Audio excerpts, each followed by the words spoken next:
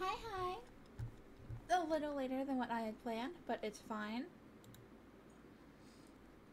We got everything that might be in trouble. How do I skip you when you are... Oh, there we go. But we got everything secured down that might be in trouble. I literally ended stream. Why are you still saying that you came from Balden's stream?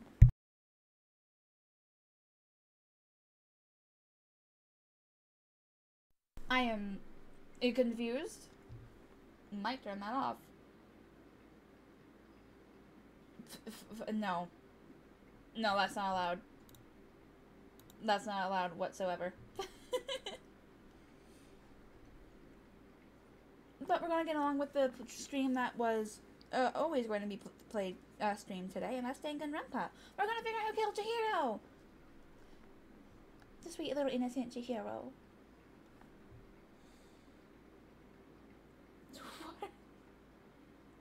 I am confused. I'm turning off the Raider chat.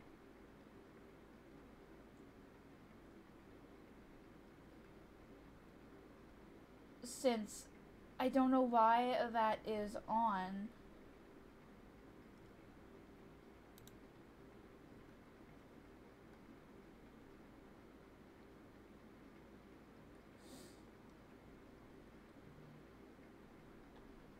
Ooh, I don't think I have the option.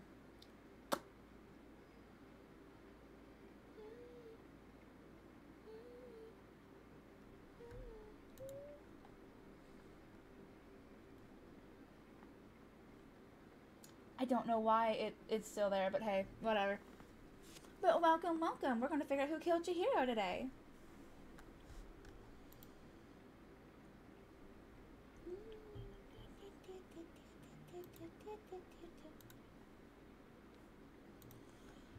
So let's go ahead and jump right on over. I gotta make sure that...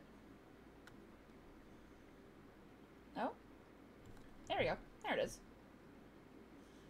I'm going to turn the volume down before I do anything, because for some odd reason, it doesn't like to save where I put it.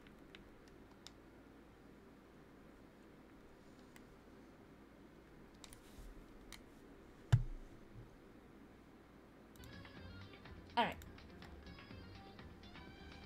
I don't know what you're talking about, but alrighty then, armor. Let's figure out who killed Chihiro.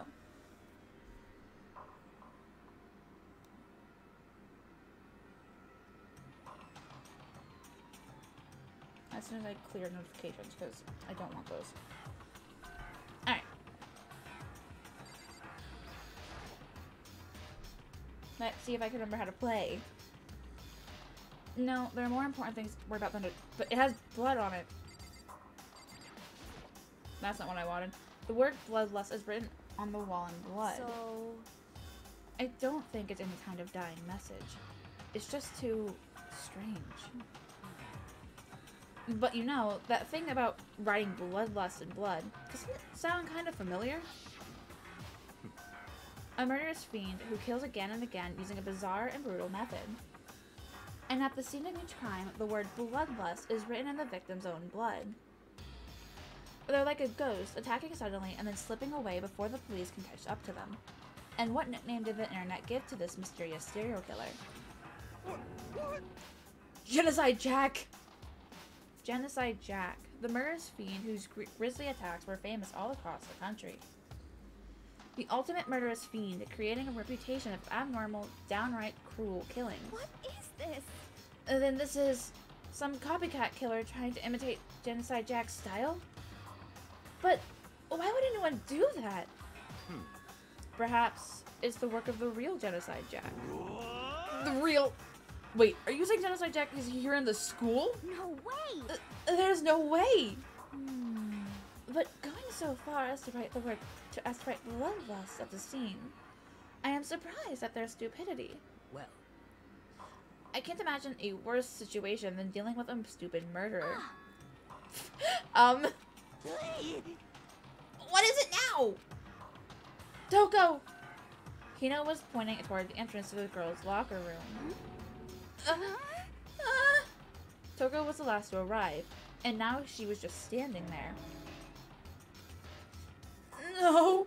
Why? Why? Oh, Oh, she's freaking out. Gadunk. She fainted! That did not sound good. I think I'm forgetting something. Hold on.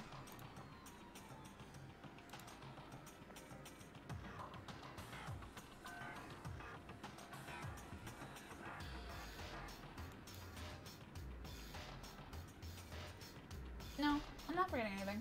I'm just being a moron. It's fine. Hey, Happy, thank you for the work. Speak. And the hydrate. Thank you so much.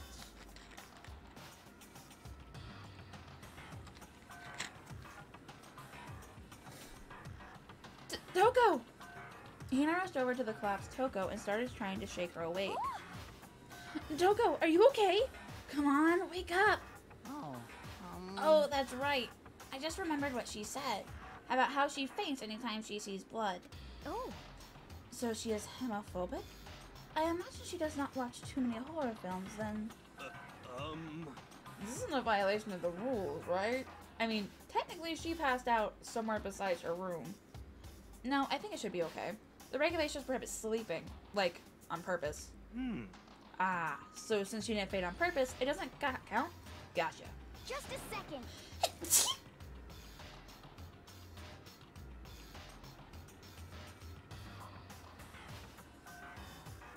That's me. Toko, can you hear me? Hey, you gotta wake up! As if she'd heard her, Toko suddenly shot awake.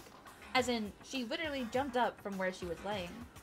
It was such a strange reaction, I was at a total loss for words. She leapt straight up into the air, changing her stance as she did. In no time flat, she was just standing up. Ignoring the physical contortions she had to go through, her notions were totally haphazard. Uh-huh. What? Sorry about that. I was just so shocked, you know? It happens, right? Was I the only one? Toko? Are you okay? I'm fine, I'm fine. Whoa! Is that a dead body? Hey, are you dead? What the heck? She must have hit her head real hard when she fainted. The world has a back and front, a top, ending, and bottom, a sea of truth and web of lies. Well. This is quite concerning. I mean, she sounds completely different. No. Everything's fine. At least the stutter's all gone. That's a good thing, right? I see. It's clear to me that everything is not fine. Your eyes seem strangely vacant. It might be best if we take her back to her room for the time being. So, I don't mind taking her, but could someone help me? If you need help, I don't mind. Taka, could you help me? Huh? She totally ignored me. Very well. You take care of the girl, and the rest of us can begin the investigation right away. Can I assume nobody has a problem leaving Sakura and Mondo on guard duty again? Hold on. Rushing to an investigation? The mastermind isn't behind that. After what happened last time, surely you realize that. Don't make me repeat myself. There is no question that Chihiro was murdered by someone among us. Isn't that right, Monokuma? Of course. Right as rain. But don't take it as a bad thing. It's just a fact of life.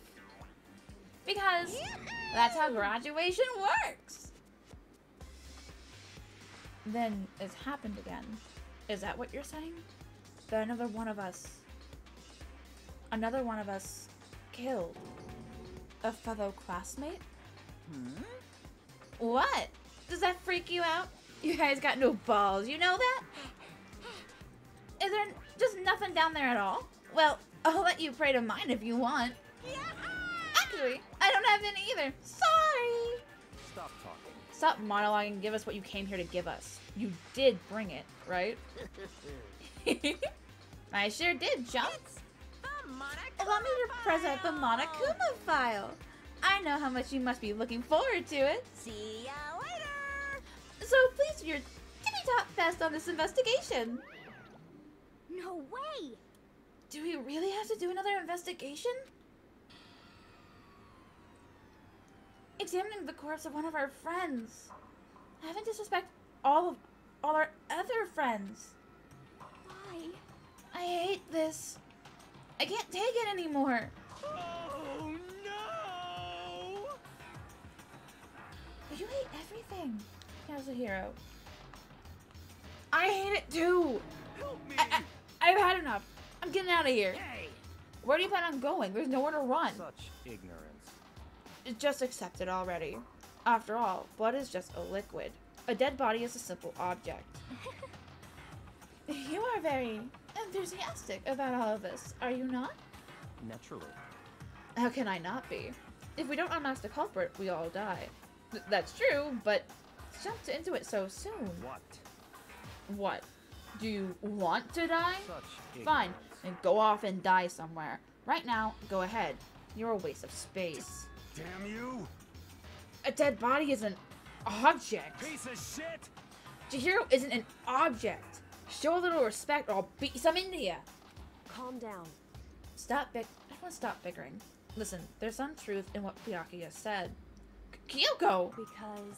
If we don't solve the mystery and find their killer, our own lives are forfeit. And if Byakuya is right about Genocide Jack is somehow the one who killed Chihiro, That's right. then unless we do something, more victims could start piling up. What? Forget more victims. If we mess up, we're all dead meat. Hey! Hey! Hold on.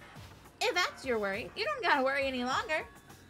If in any one killing game, the guilty party may only kill a maximum of 2 people. Huh? What? I don't remember any rule like that. Actually... I just came up with it. I mean, if one person went around and killed everyone, your lovely student life would be all over, right? The new rule has been added to the regulations menu. So then... In that case, why not limit it to 1 person? Hey! Well, in any good mystery, you don't want to miss out on at least the potential of a serial killer angle. And just one would totally murder that possibility. Punishment is waiting for you. Farewell for now. I'll catch you guys at the class trial. I can't say understand his thinking. But if we can kill up to 2 people, then one more person's life could still be in danger. Interesting. Which is definitely not good. We need to uncover the culprit before something else happens. You son of a bitch! You need to shut the fuck up. So, Well, for now, Taka and me are gonna drop Toko off at her room. Nice. I'm gonna get dropped off. there is nothing to be done. We have no time to stand around here.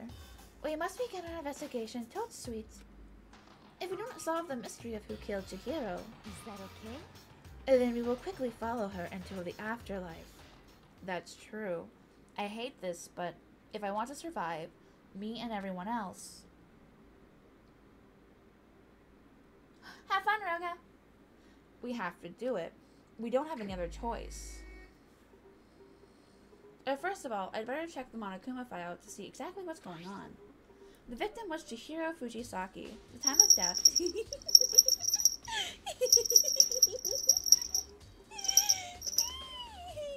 Roga! Thank you for the bells! And thank you for the alert. The victim was Chihiro Fujisaki. The time of death is estimated to be around 2 a.m. The body was discovered in the girls' locker. What? Girls' locker room on the 2nd floor of the school. The cause of death was a blow to the head with a blunt object. She was killed instantly. That's all it says. Well, it's not like there's any point in complaining about it. No matter what, I gotta do what I gotta do. Hold on, I'm confused. Monokuma file number 2 has been added to the truth bullet section of your handbook. Hey, Makoto. Do you have a second? Huh?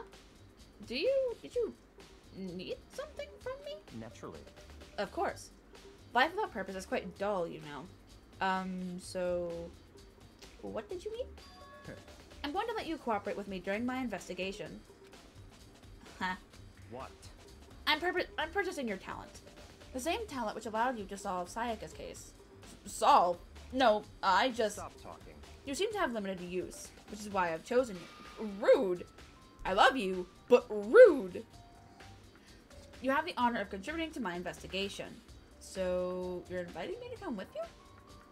You're doing it in the most arrogant way possible. I can't sound Let's arrogant, go. though, so I'm doing him no justice. Now then, shall we get started? But, we need to get moving. There's no time to be standing around. I don't really know what just happened. But it looks like I'll be working with Byakuya on this one. Okay. The first thing that... Oops. First thing I find odd is that we're in the girls' locker room, right? But this. Wasn't this in the boys' locker room? I think I made a comment about it last time. The poster's got some blood on it and must have happened during the murder. You see nothing wrong. Neither of you. The word bloodlust is written on the wall in blood. What's the meaning behind it? Bloodlust.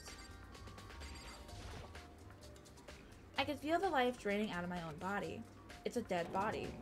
Chihiro's dead body. Very strange. But the more I look, the more strange it all seems. This must be Genocide Jack's handiwork. Well, but we're still not sure he did it. Is that what you want to say? I wonder about that. You are awfully cocky. There's a dumbbell on the floor, and this is a blood stain. There's a blood stain on the dumbbell. The Monokuma file said blow to the head with a blunt object is what killed her. Does that mean this dumbbell was actually the murder weapon? Right. I don't imagine it could be anything else. A locker room dumbbell has been added to the true bullet section of your handbook. Alright, Kyoko. She took her time examining Chihiro's corpse. She poked and prodded, going over every inch of the lifeless body. You're a very strange woman, you know, being able to touch a dead body with absolutely no trouble.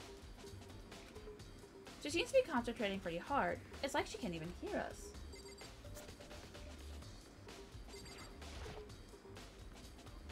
There's a fresh blood stain on the carpet. It must have been splattered with blood during the murder. I use this locker room all the time. Now, it's become the site of Chihiro's death. But why was she in the locker room? Actually, if you think about it, she could have been killed somewhere else than carried here. She is very light, that is true. It wouldn't be hard for someone to carry her, but still. Well. I think she came on here on her own by choice. What makes you say that? She's been talking a lot about how she wanted to get stronger. So you're saying she came here to exercise? But according to the Monokuma file, apparently she was killing around 2 in the morning. Killed! Would she really have been exercising that late? Perhaps. Hina or myself are usually in the locker room during the day. So she was probably avoiding it then. Avoiding it? Although we invited her to join us more than once, she never showed up. So I can only assume she was trying to avoid us. And instead, she came to exercise in the middle of the night? However. Perhaps. But it's difficult for me to imagine she would have come alone. She did want to start exercising, but she specifically mentioned she couldn't do it herself. She needed support from others. So you're saying she could have somehow come in here with and all that secret time, but that she would also have come with someone else. It's a possibility, I think. Sakura's account has been added to the Truth Bullets section of your handbook.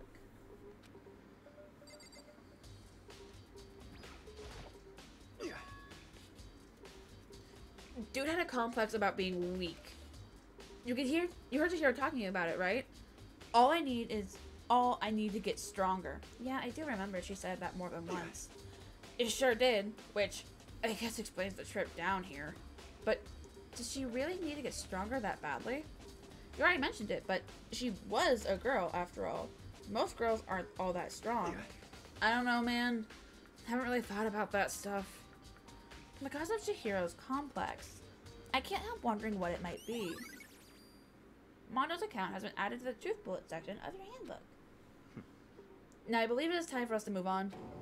Huh? Already? What? New clues won't magically appear by standing around here. We need to check every aspect of this case. That's true, but Let's go. if you're satisfied, let's hurry up and proceed. He's so pushy. I got caught up with the wrong person this time. You could have told him no. So this is our next location.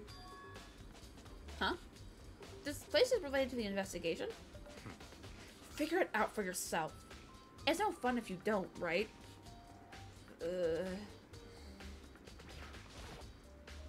Maybe this gun was used to... No, impossible. If that were true, Chihiro would be riddled with holes. He's not the brightest. That's not even the scene of the crime. Idiot. You've already spent a... There are plenty of other things to check here. If I remember right, this card reader is meant to work on our handbooks, right? What? Do you have an issue with it? If so, you should take it up with Monokuma. He said that, then quickly and sharply clapped his hands together. Did you call for me? How? Why? Has he been domesticated? That's right. It seems that Makoto has a question for you. You need something? Sure. What's up? Well, it's just about this card reader. Yep.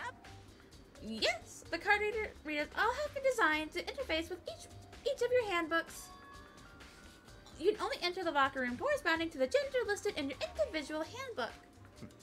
And it's impossible for two people in a row to go through while the door is unlocked, correct?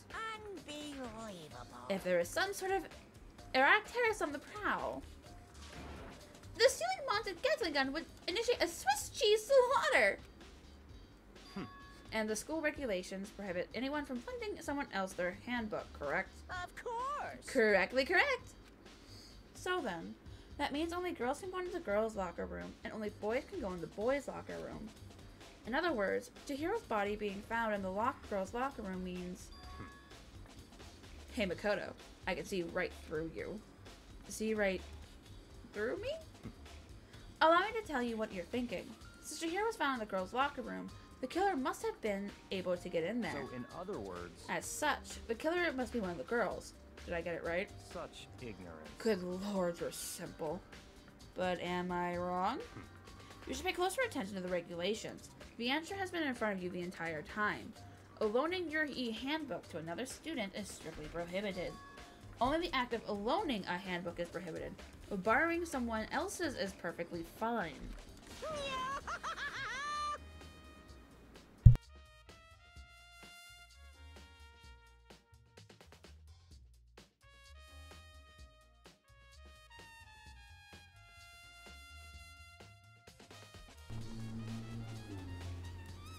I thought they were gone.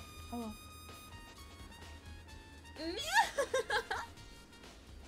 I would expect nothing less from the prodigal son of the noble Takami family.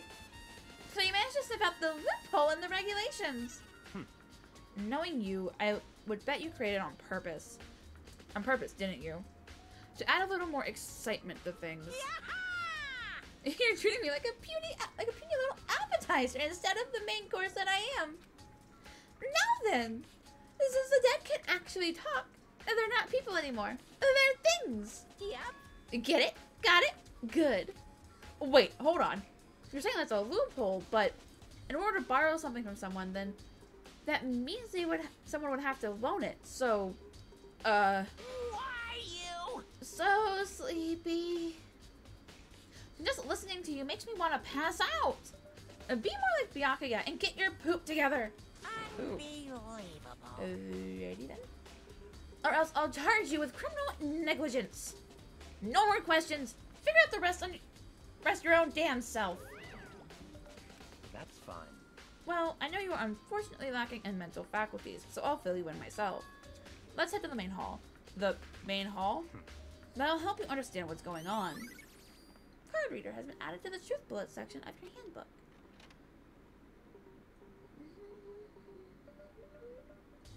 We came to the main hall. So, what are we looking for here?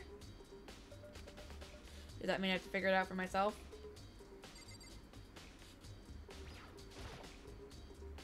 A surveillance camera. And there's what I can only assume is a gun attached to it. It's so chilling.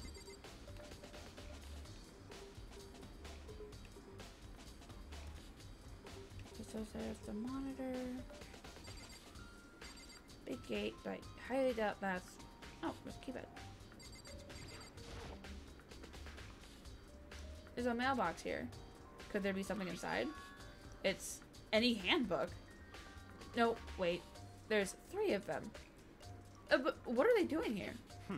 So, you finally found them. Huh? Did you know these were here, Byakuya? I happened to find them by chance the other day. It seems there's a system in place where the handbooks of dead students get delivered to this mailbox. So then, these 3 handbooks belong to Junko, Leon, and Sayaka? You go ahead and confirm it yourself. I immediately turned on one of the handbooks, and when I did...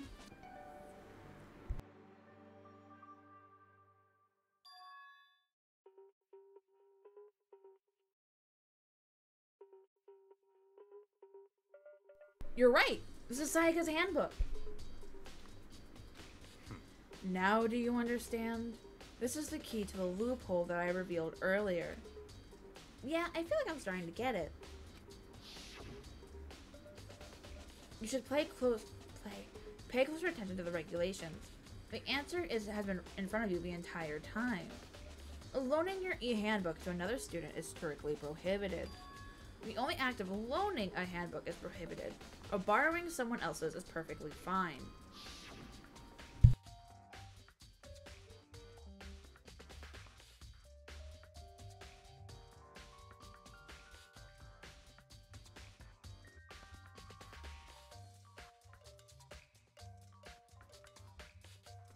I see. Yeah, now I understand.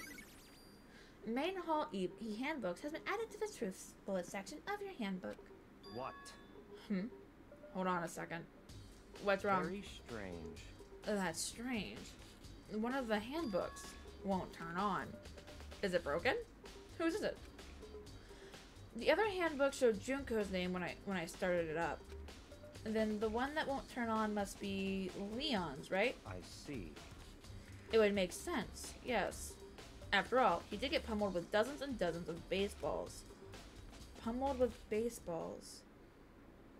Oh, I was gonna say, you are not gonna make me watch this again. Don't you dare. The memory of it came flooding back. That cruel punishment which led to Leon's death. The execution of the mastermind concocted. A cruel, heartless death. You're right. It wouldn't be surprising for the handbook to break during that kind of assault. Damn it! Hey, hey! Hey, hey, hey, hey, hey, hey! Now I'm really angry! Hey! What? That e-handbook is essential to student life here. Cruel, integral, instrumental, a super big deal! There's no way it would break that easily. But it did. That's impossible! If I say it wouldn't break, it wouldn't freaking break. I keep changing their voices. What do they sound like last week?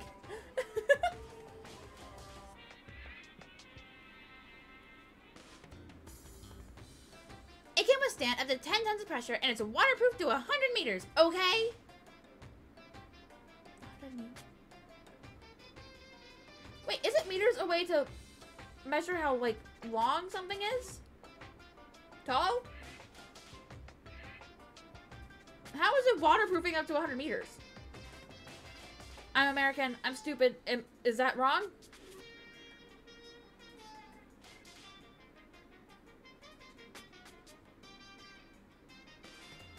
Right. Moving on. I don't care how many baseballs you hit it with. It wouldn't do crap. Oh, but even my amazing handbook does have one single weak point. It does? I can't hear you. But it's a secret! I wouldn't want you to go breaking any more handbooks. What? Then Leon must have broken it somehow without realizing what his weakness was, right? Hard to say. Was that it? That felt right. You know what? You know what I think? I think his handbook isn't actually broken. What? But you must ask, how could that be? Leaving the question hanging in the air, Monokuma disappeared. What just happened? Monokuma said it's not broken, but it's an undeniable fact that it's not turning on. That's fine. Well, I don't see any connection to the case, so it doesn't matter for now. You think so? Either way, something about it still bothers me. Broken handbook has been added to the junk bullet section of your handbook. Okay then, this should be enough to get things rolling. Let's begin our investigation in earnest and track down the true culprit. Yeah, we need to find out who killed Chihiro. To be exact, not quite. Uh-huh. Not quite? What do you mean, hun? What do you mean by that, Byakuya? To be exact, not quite. Certainly I want to reveal Chihiro's killer, but more precisely, I want to discover the true identity of Genocide Jack. Then, you really think... You truly believe Genocide Jack is the one that killed Chihiro? Don't make me repeat myself. Absolutely. I have no doubt that Genocide Jack is the culprit in this case. That murderous fiend is Genocide Jack, right? What? There's nobody else it could be. A murderous fiend who kills again and again using a bizarre and brutal method. They're like a ghost, attacking suddenly, then slipping away before the police can catch up to them. And what nickname did the internet give to this mysterious serial killer?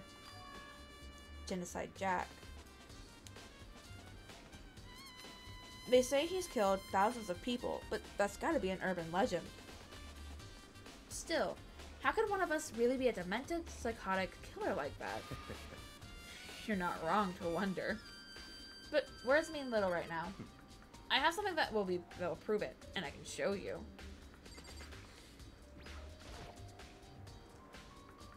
Oh.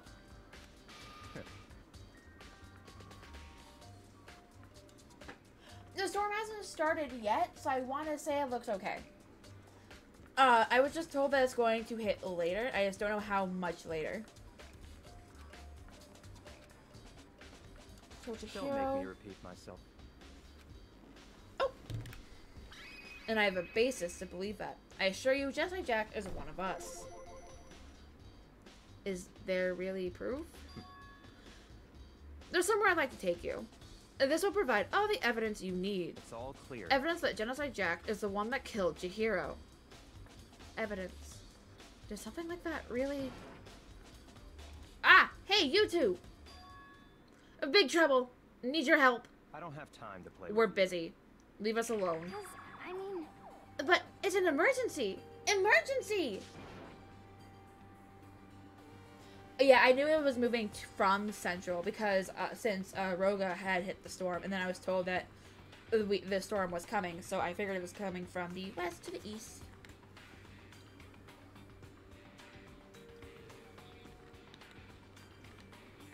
Yeah, but according to the news, where I am is going to hit smack dab in the middle of it.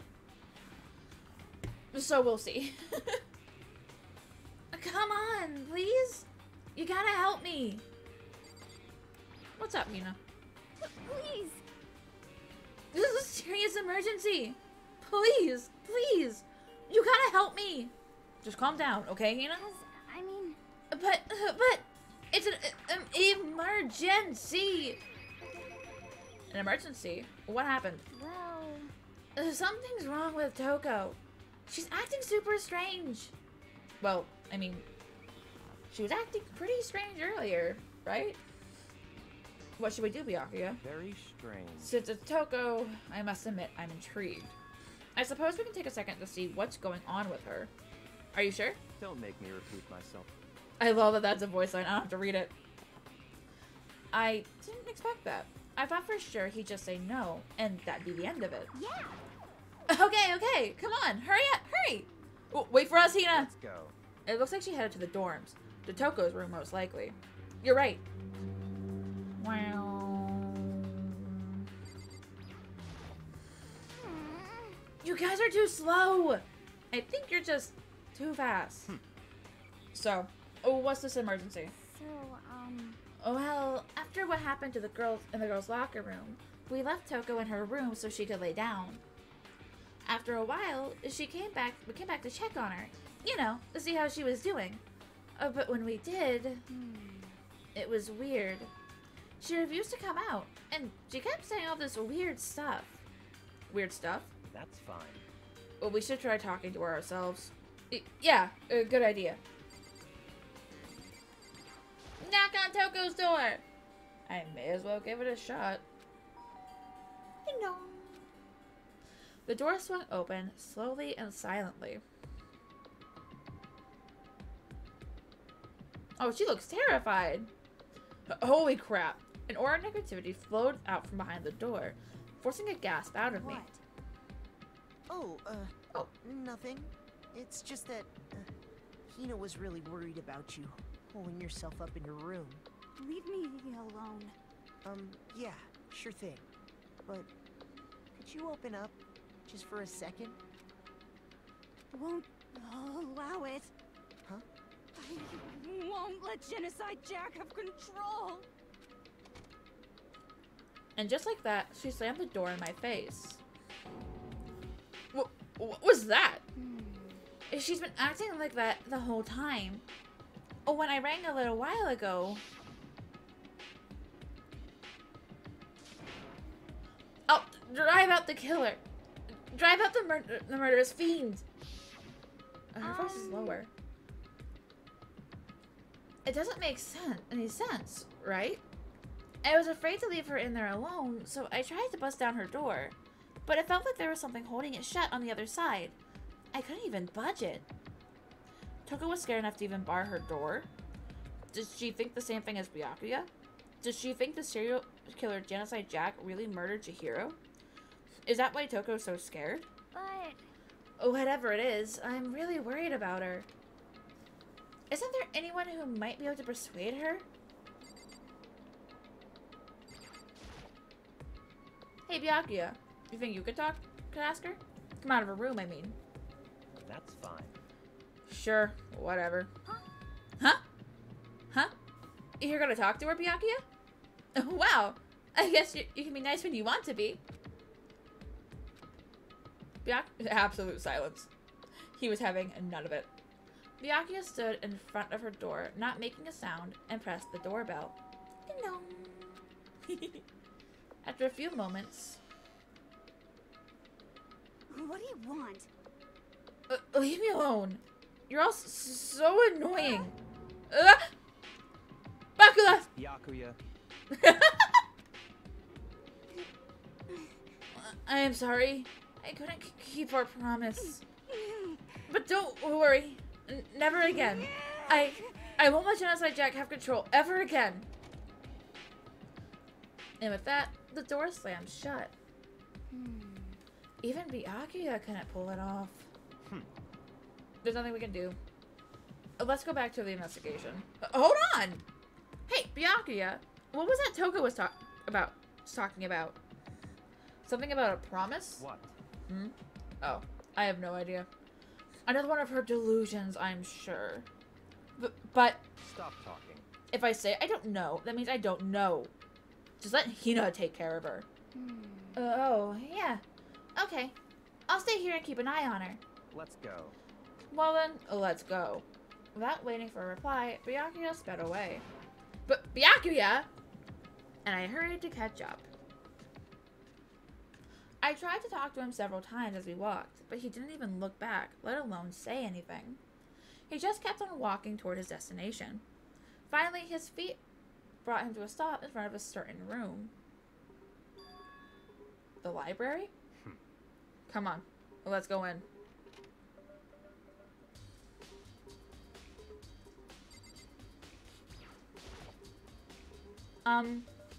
Is the evidence that proves it was genocide Jack really in the library? Don't make me repeat myself. Don't make me say it again. Knock it off. What does a desk lamp matter right now?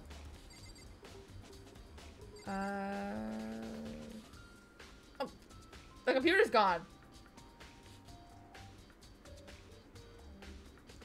Computer, where did you go? There are no clues there. We need to check elsewhere. Okay. What was I couldn't check before was the room. If I remember, on the other side of this door is the archive, right? Hurry up and go inside. Oh, here? Let's go.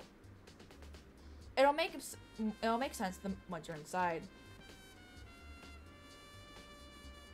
So he says. Whoa!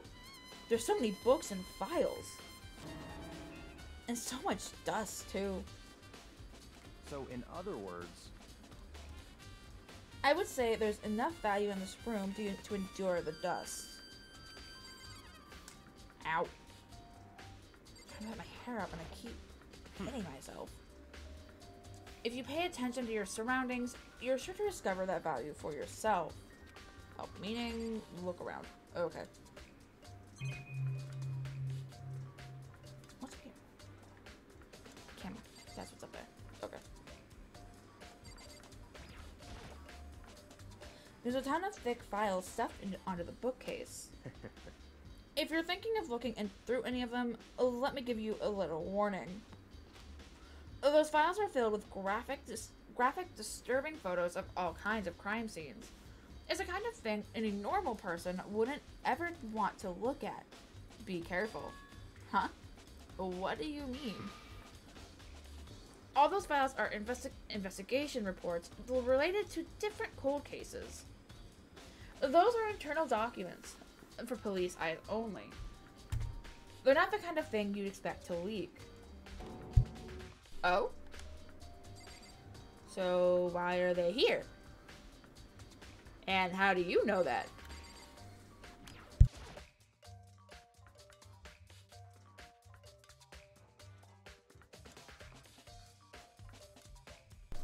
There's so many files stuffed onto the shelf. But what's in all of these? That's all these enough. things. Those documents are dangerous. Dangerous? They're detailed all the people who control the world from behind the scenes. Dangerous truth for a commoner. You mean, like, members of the Diet or something? No, I mean the ones with real power. The secret council controlling everything from the shadows. If you're ready to be disappeared for it, take a look. There are some very interesting people in there. You're kidding, right? Am I? I'll just let it go for now. The shelf is stuffed tight with files. Without really thinking about it, I picked one at random. You have a sharp eye to select that file. Huh? that's right. That's the report on a presidential assassination. The original was kept at the National Library. It won't be declassified for another 30 years. Are you sure you want to look at it now? There's no telling whose crosshairs you might wind up in for peeking at it.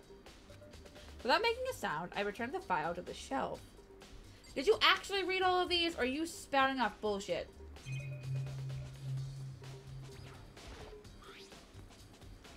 It's a wooden box. It's empty. Although, judging by the smudges and the dust, it looks like something was inside. I wonder what it was. There was an extension cord plugged in there. It proved very useful when I was in the library. An extension cord, huh? They reveal the ones with real power. The secret council controlling everything from the oh wait. I read this. Oh, it was the lamp I need to look at. Huh? It's a desk lamp. Oh yeah. It's the same one I saw Bianca using the No, it's not! The one in the library was still there!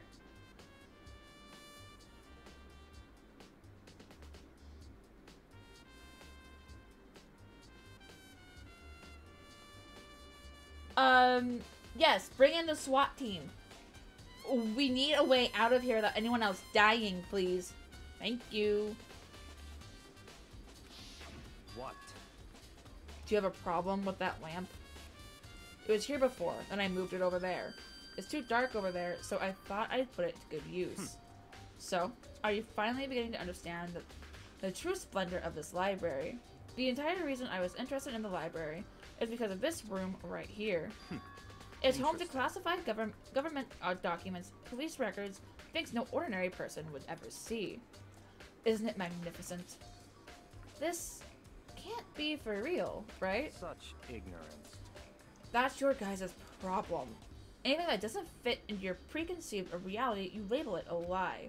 Well, it's not that. It's just, it's not like I totally refuse to believe it, but, I mean, there's just so much.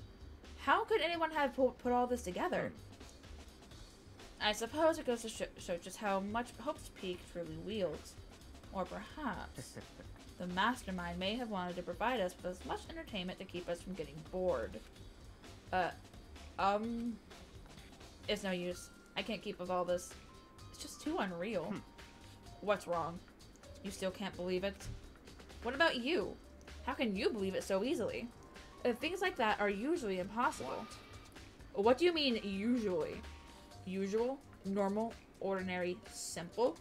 Those things don't exist anywhere in the real world. If you don't understand what they actually represent, you don't understand the nature of anything. You don't pull your punches, do you? Besides, what you consider usual is based on your common sense, right? But what makes you think your own common sense applies to me at all? The documents gathered here are genuine. I have reviewed them multiple times, though there is no doubt. Hold on a second. You're saying you've read— oh fuck. Like all these documents in more than once? But all this had to be top secret, confidential stuff, right? So why? My family has a reading room just like this at our home. Ours is bigger, of course, and not as dusty. Huh? Members of the Tagami family have access to a variety of government-related documents. That includes foreign powers as well as domestic.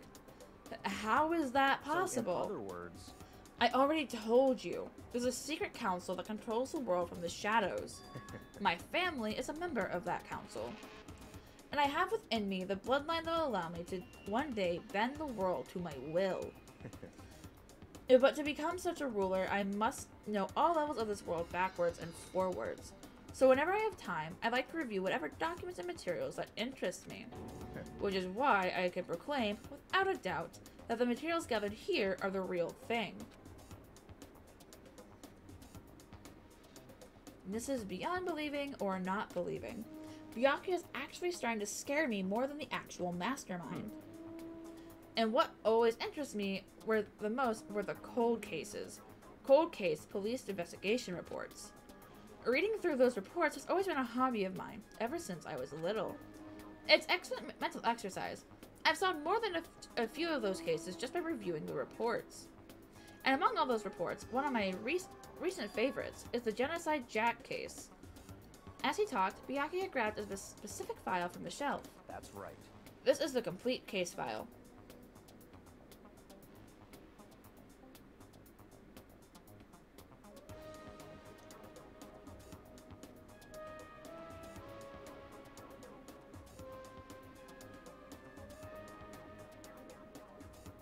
Distraction, hello.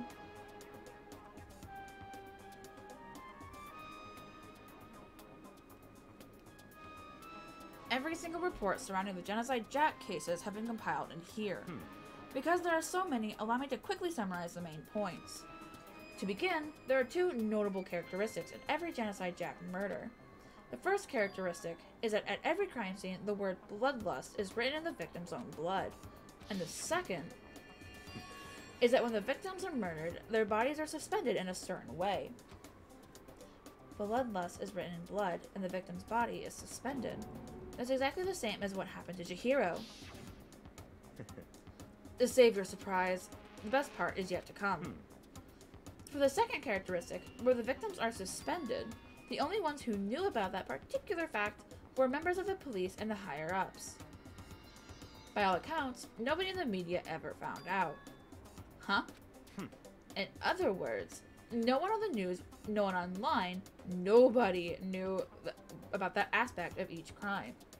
Only key officials and the killer himself knew about this act of mounting the victim. Now, if you recall Chihiro's corpse, her body was most certainly mounted in this fashion. So, how could the killer have known about suspending the victim? That's right. That's the key question. But in fact, the answer is quite simple. So, in other words... The culprit isn't a copycat killer. It's the real Genocide Jack. In other words... That right there is the evidence that Genocide Jack has hidden himself among the rest of us. Then, Genocide Jack really is such a brutal, fiendish killer. Really is walking among us. Among us. Things are really starting to get interesting, aren't they? I never imagined a killer with such a reputation would ever become a part of our little game. Now, don't you think it would be good for you to take a look at what I've already seen? You might just manage to ferret out a clue or two. Such ignorance. If you get down on your knees and beg, I might even show you myself. Do I look at the case file again? Oh, nope. Oh, but I did get a coin. Alright. Do I just talk to Byakuya again? Byakuya, about the Genocide Jack case file. Could you let me see it? That's fine. Well, you didn't beg, but I guess it's okay this time. Feel free to look at it in here, but you can't take it with you. Why is that the only black book? Byakuya handed me the file, and I flipped through it with tense, nervous fingers. Suddenly, my hand stopped. I had reached the page where the photos of the scene of each crime had been collected. The names of Genocide Jack's victims ran on for several pages. Ken Harada, 32, Tetsuhiro Honda, 17, Shoji Gaku, 23, Kano Issei, 14, Takashi Yoshida, 30, Komatsuna Taru, Takafumi Gono, Uchida Naohisa, Takashi Masamune, Yuto Yumejima. There was no end to it. But one thing became perfectly clear as I read. All of the killer's countless victims were killed and suspended in exactly the same way. At the scene of every murder, the word bloodlust was left in the victim's own blood. Now, take a look at the next page, and you'll find another interesting tidbit. The next page? Profiling results. All of the crimes took place either on weekdays at night or during holidays, either day or night. The most common time for the killings to take place was on holidays in the afternoon. Based on these facts, it could be suggested that the suspect may be a student. Evidence suggests that the suspect lingered at the scene, but when they did leave, they were in panic. Because an eyewitness has never come forward, it's unlikely that there's any external reason for this. This confused behavior suggests that the suspect may potentially suffer from dissociative identity disorder. So, in other words... The key point here is that the culprit may well have a split personality. A split personality? Like the kind of thing you see on TV? So I'm part of another totally unbelievable story. But this one is way more unbelievable than anything else up till now. Or maybe it really isn't. I don't know. I feel like my mind has gone numb. Genocide Jack case file has been added to the truth bullet section of your handbook. Let's go. Alright, we should get going. Uh-huh? Where are we going? Anywhere but here. We finished our business here, haven't we? Wait! Byakuya! As usual, Byakuya turned and left without another word. I hurried out of the library to catch up. Well, this is where we part ways. I have some things I need to take care of before the class trial. Huh? Just all of a sudden like that? I don't have time to play with you. Come on, enough of your annoying misapprehensions. Did you really think we'd be together the whole time? Take responsibility for yourself and do something useful. Move the investigation forward on your own. Goodbye. He's an ass and I love him. And just like that, he was gone. Just as quickly as he asked me to join him, he cut me off. In the end, I felt like I was just one plaything getting tossed around. At the same time, I uncovered some really important clues thanks to him. Genocide Jack. He's the one who killed Chihiro. And that murderous fiend is one of us. But who is it? I have to find that out no matter what it takes. And to do that, there's something I have to go investigate one more time. I have to go back to the crime scene, the girls' locker room. I should check out the boys' locker room too. And the others might have come up with some info I might find useful while I'm at it. I need to find out everything I can.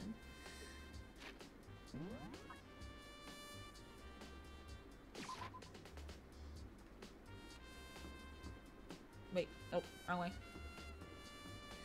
There we go.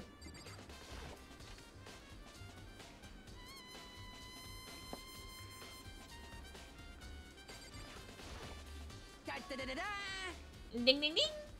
Hifumi has discovered evidence revealing the identity of the culprit. I feel as if... Another stat increase for me. Evidence? What did you find? I cannot reveal that just yet. That's it. But I I'm guarantee... sure of it. But I guarantee what I found will steal the killer's breath from his lungs. Are you sure about that? Oh yeah. Miss Ludenberg said she'd witnessed something worth a while, too. Hello? Really? Oh, what did she see? Well, She refused to tell me. It's like when a girl bullies the boy she likes, right? Right? Okay, so where is Celeste now? A warehouse by the dorms. And she was there, but at the same time, not there. What's it gonna be?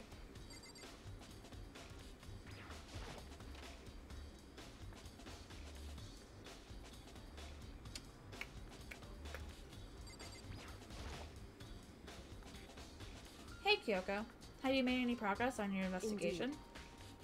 Generally speaking. however, But I have to get going. I have something unrelated to take care of. Something besides the investigation? What is it? well, Nothing you need to worry about. Just concentrate on the murder. But so then, before I go, let me give you one piece of advice. You should examine Chihiro's body one more time. Thoroughly. Also, her handbook is missing. You might want to determine his whereabouts. goodbye. That's it. I'll be praying for your success. With that, Kyoko turned and left the girls' locker room. I guess I'll take another look at the body then. And Chihiro's handbook is missing. That's definitely worth worrying about. Chihiro's e-handbook has been added to the truth bullet section of your handbook. It's the blood-stained poster. The blood is the most noteworthy part, but the big-breasted swimsuit model is pretty noticeable too. A girl's locker room doesn't seem like the kind of place you'd find something like this. The word bloodlust is written on the wall in blood, just like in all the other Genocide Jack cases. At every crime scene, the word bloodlust is written in the victim's own blood. Kyoko said I should examine the body one more time. I know she said thoroughly, but I do have my limits. Well, I'd better give it a shot anyway. Let's see. Chihiro's hands are bound with what looks like some kind of rope. The rope was used to prop her up in some kind of crucifix position. Huh? The rope has a plug? Wait, so then this isn't a rope at all. But the more I think about it, the more that's not the only thing that concerns me. Chihiro's fatal injury was a blow to the head, which means someone struck her in the head to kill her. That's right, that's the issue of her being suspended and the fatal blow. At first, I didn't see any reason to think too much about either of them. But seeing them again after looking through the Genocide Jack file, something's not quite right. What does this all mean? Status of the dead body has been added to the truth bullet section of your handbook. Well, the one thing most likely to tie all these mysteries together is the true nature of the rope that was used to suspend Chihiro. And to figure that out, there's a certain place I need to revisit and look over again. Plus, it might help look at the Genocide Jack case file one more time.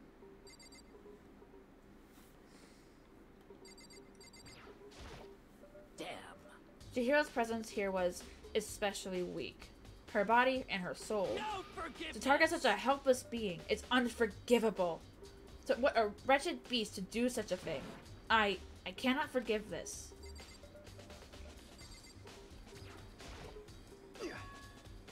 Oh, are you gonna repeat? Dude had a real complex about being weak. Yeah, you already said this.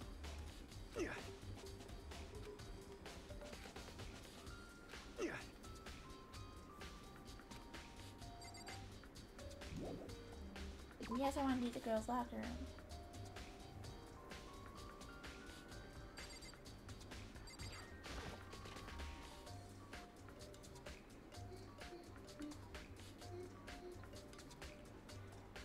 Okay, so I wasn't wrong. Huh. This poster. It's a popular boy band called Tornado. Somehow it doesn't quite fit in the boys' locker room. Oh, but wait. That reminds me. The room in the poster in the other locker room is... That's right. There's definitely something strange about this. In the boys' locker room, there's a poster of a popular boy band. In the girls' locker room, there's a poster of a big-breasted swimsuit model. Could the posters have been switched? But if they were, why? What reason would anyone have? Maybe I should talk to someone who knows a little more about the locker rooms. 2 locker room posters has been added to the truth bullet section of your handbook. There's a strange stain on the carpet. What is it? The boys' locker room carpet has been added to the truth bullet section of your handbook. Okay, the ones who would know more about the locker room would be Sakura and Hina. So I'll talk to Sakura first, and if she doesn't know anything, I'll go talk to Hina.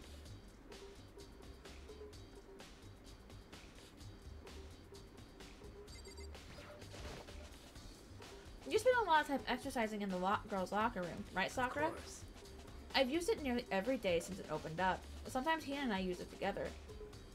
Okay then, let me ask you something. Do you think the posters in the boys' and girls' locker rooms could have been switched? I'm sorry. Sorry, I can't really say. I never really paid any attention to the posters.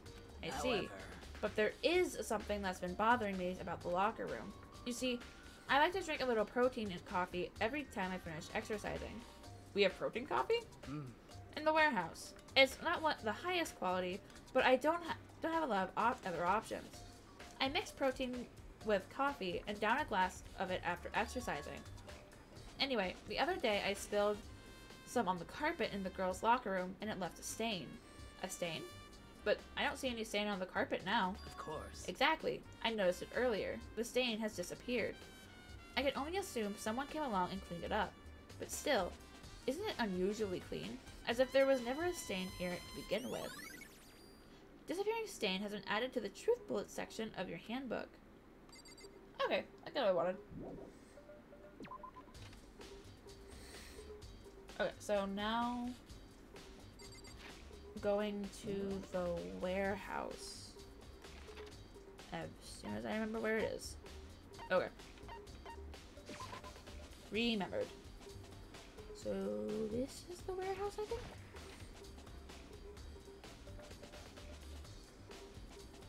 Yes, it is. So yes. Celeste, what are you doing here? This warehouse is amazing. It has absolutely everything one might need to live a full life. From food to clothes to towels. There's an endless supply to choose from. I could see that, but have you found anything related to the case? Most unfortunate. I knew you were going to ask me that. I thought talking about the warehouse itself might misdirect you. But I see it was pointless. Then did you find something? Very well. I will tell you, and only you. Actually, Last night, I saw her here. Chihiro was in the warehouse. What? Really? indeed. This was right before nighttime. What are you doing out this late? The random scattering of voice lines. Oh, I was just... Are you planning to go exercise, perhaps? What? How did you know? Because I can see a blue track jacket sticking out of that duffel bag you're carrying. Oh, you're right. Thanks. Well, I'd better get going. I'm kind of in a hurry. And she stuffed the jacket in her bag and left in a hurry. It was almost like she was trying to hide it. And just like that, she was gone. Yes, indeed. I assumed she was merely stocking up to go exercise in the morning, but it would appear she ignored the nighttime rule and headed directly to the girls' locker room. If she hadn't broken the rule, none of this would ever have happened. You get what you deserve, I suppose. So apparently, she went to the girls' locker room late at night in order to exercise without anyone knowing. But the strange thing is, there was no trace of the tracksuit, track jacket, or duffel bag Celeste said she saw Chihiro carrying, which would mean the killer would have gotten rid of it somehow. Celeste's account has been added to the truth bullet section of your handbook. And I think that's all. And then there was a exclamation mark on the cafeteria, so I'm gonna go check that out. Do I need to talk to Hina again?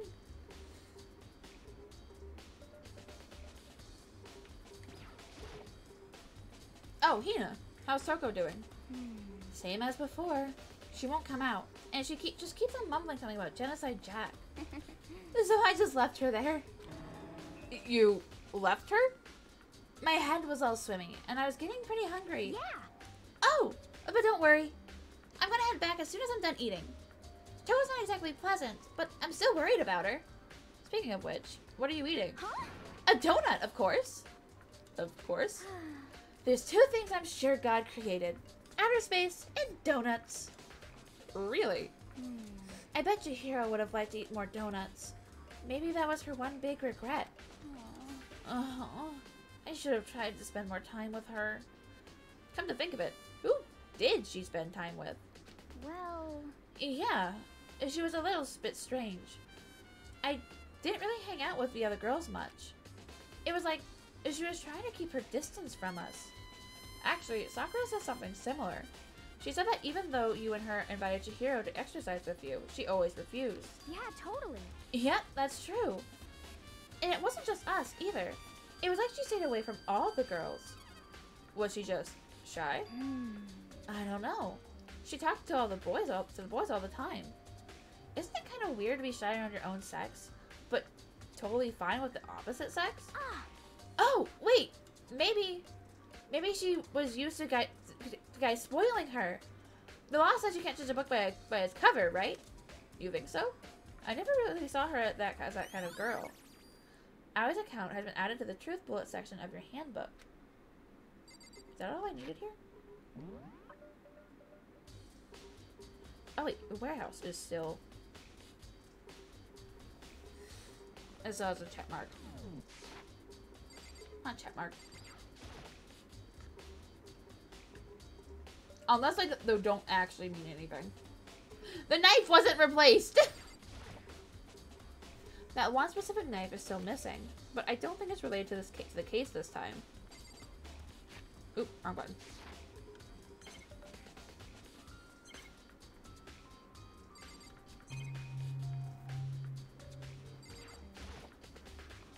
There's a bunch of vegetables all piled up. Nothing to really worry about here.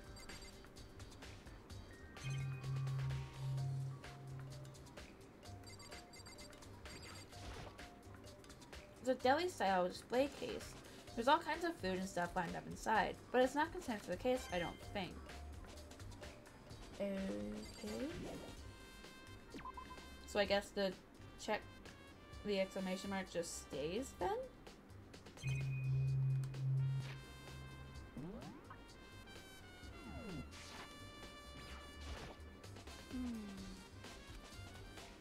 Well... Yeah, I guess it just stays. Okay.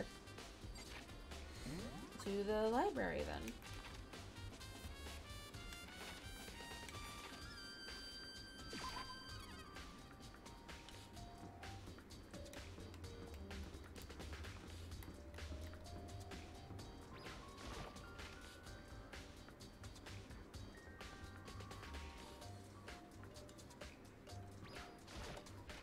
Where did the Yakuza go?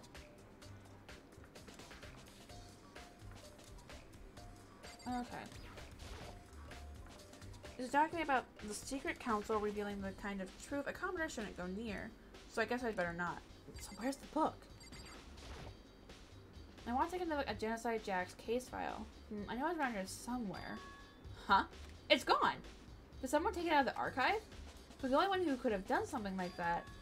I can't think of anyone but Byakuya. Okay. The wooden box is empty. The extension cord was in there before. The desk lamp. Ryaka grabbed that one from that one thing from over here and put it over there. It sure is dark over there.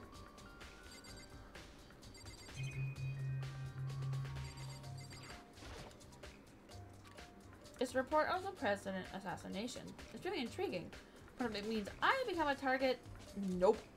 I'll leave it where it is. Thank you very much. Okay, that wasn't it.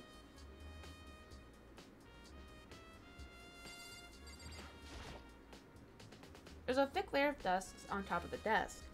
Maybe there's some kind of clue here? Guess not. I want the extension cord. Do I do the lamp? Huh? The lamp won't turn on. Oh, I see.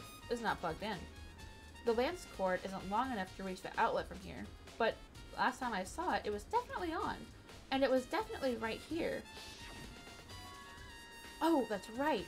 Byakuya's was using an extension cord. But there's no extension cord here now. I wonder if... Library desk lamp hasn't added to the truth bullet section of your handbook. Oh, wait, that's it? That's all I get? Oof, I might be in trouble. I might be in trouble. I'm getting tired of waiting. Shall we just plunge right in? Do I have to? I don't feel ready. It's the moment you've all been waiting for. The class trial. You remember where to meet, right? Please go through the red door on the first floor of the school. See you soon. I'm glad you're having fun. Begin the class trial, or it's about to begin. The red door is right through here. What do you mean it's right through here? It's right there, not through here. We're not going through something to get to it.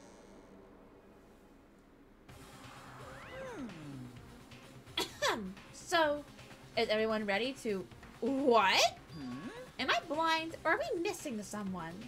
Yo. Yeah, Togo's not here. And Togo is... You really don't remember? Come on. Kidding! I'm just kidding! How could I forget that little nut job?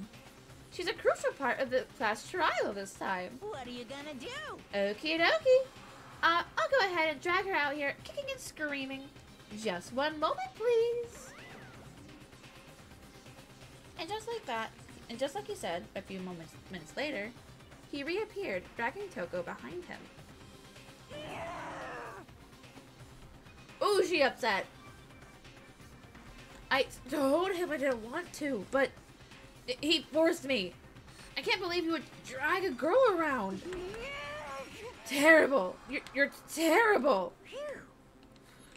So now everyone's here, right? Okay then. Hustle on through the elevator and let's get the show on the road. I'll see you guys down there. Let's go. So, shall we get going? It's time to find out who killed Chihiro. Chihiro Fujisaki. She was so gentle, so calm and meek. Nobody had any problems with her. Someone made the choice to kill a girl like that. And that murderer is one of us. Someone standing right here. You ready? We doing this? Well then. I will uncover the villain who performed such heinous acts on a weaker individual. I don't know why the killer did what they did, but I'm sure it'll work itself out. Justice always prevails. Right, bro? Shall we go? Shall we begin? Hold it ever. How very Miss sad. Fujisaki, I must admit, For being 3D, she was quite remarkable. Of course, just the idea of 3D makes me cringe. Hey, come on. Fucking Toko, man. What's got her so worked up?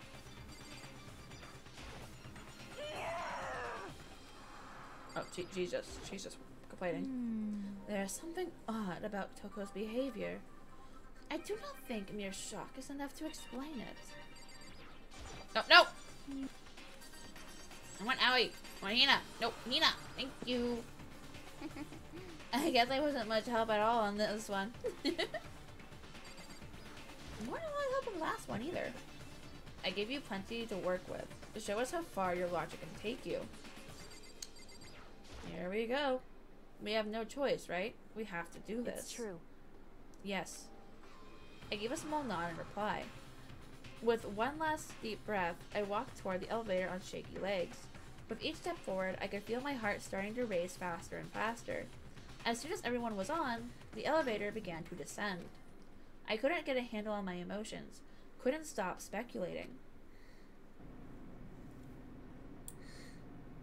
The steel box sank with heavy clunking sounds deeper and deeper into the ground. And as we went deeper, the uneasiness in my heart grew bigger and bigger. The elevator was unaffected, however, and continued to descend without hesitation. Until finally, it came to a sudden stop. What do you think? I redecorated. Isn't it so fresh? Isn't it so exciting? Don't waste our time with stupid questions. Let's get this over with. Good. You're rip-raring to go. Gotta say, I don't hate it. Not at all. Well? Okay then.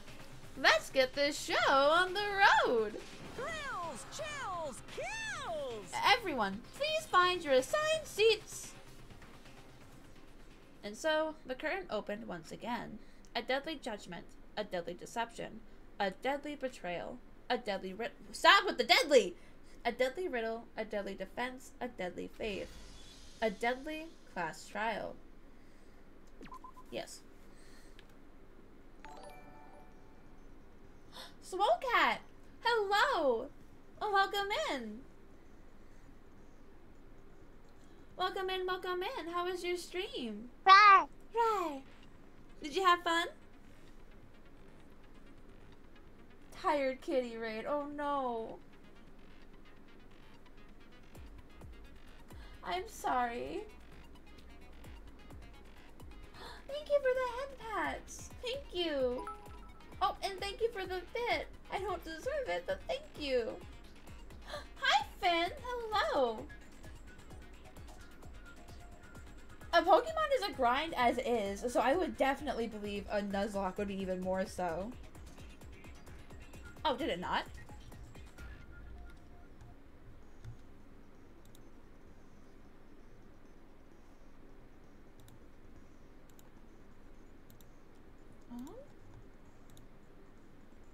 They don't. Okay, hold on.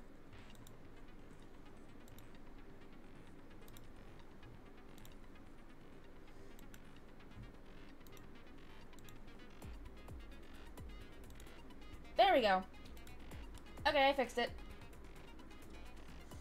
I can refund your head pads though, since they did not work. Oh, thank you for the follow. Let me refund those head pads real quick, and then I will introduce myself.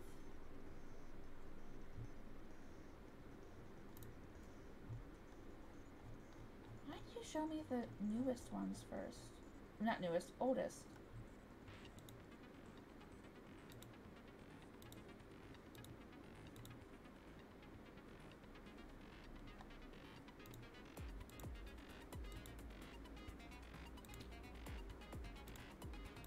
Okay.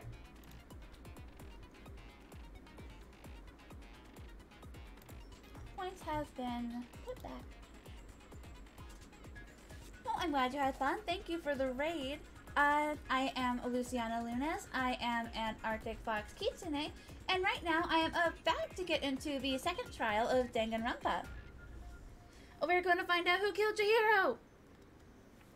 Okay, I think I had another skill. Yeah. Increases the focus gauge by 2, effective during the class trial. Costs 2 SP. Finn, you did not do it. Do I have to add the other one again, or is that already there? Okay, no, that's already there. I think I only have the 2. I do. You did not kill Chihiro. Let's begin Bad with Finn. a basic explanation of the class trial. So, your votes will determine the results. If you can figure out who done it, then only they will receive punishment. But if you pick the wrong one... But thank you for coming in.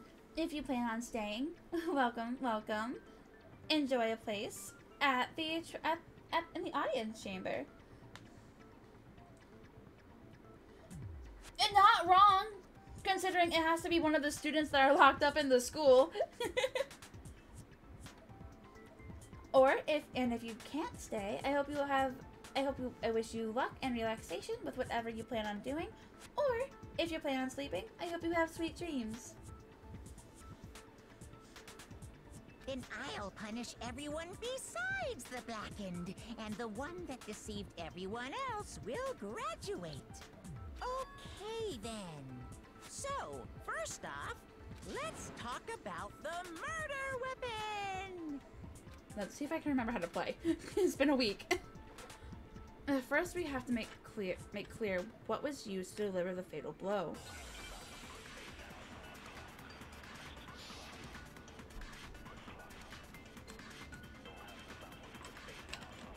Wait, you finished the entire series or this game? Chihiro's fatal injury. It appears it was a head wound. According to the Monokuma file, the killer used a blunt instrument. But Nice. what kind of blunt instrument could it have been? Oh, I think I missed. I did miss. Oh, that wasn't it. Shoot. Yeah, I've played this one, but it was like Chihiro's years fatal ago. injury. And I wanted to start playing the second one, but I didn't know if they tied together or not. So I'm playing the first one on Steam too. Although, do I remember what I'm doing? No. I have not a clue. Wait. Interesting. Damn it. That certainly would make for a powerful weapon. I should have just guessed, but it's what I'm doing.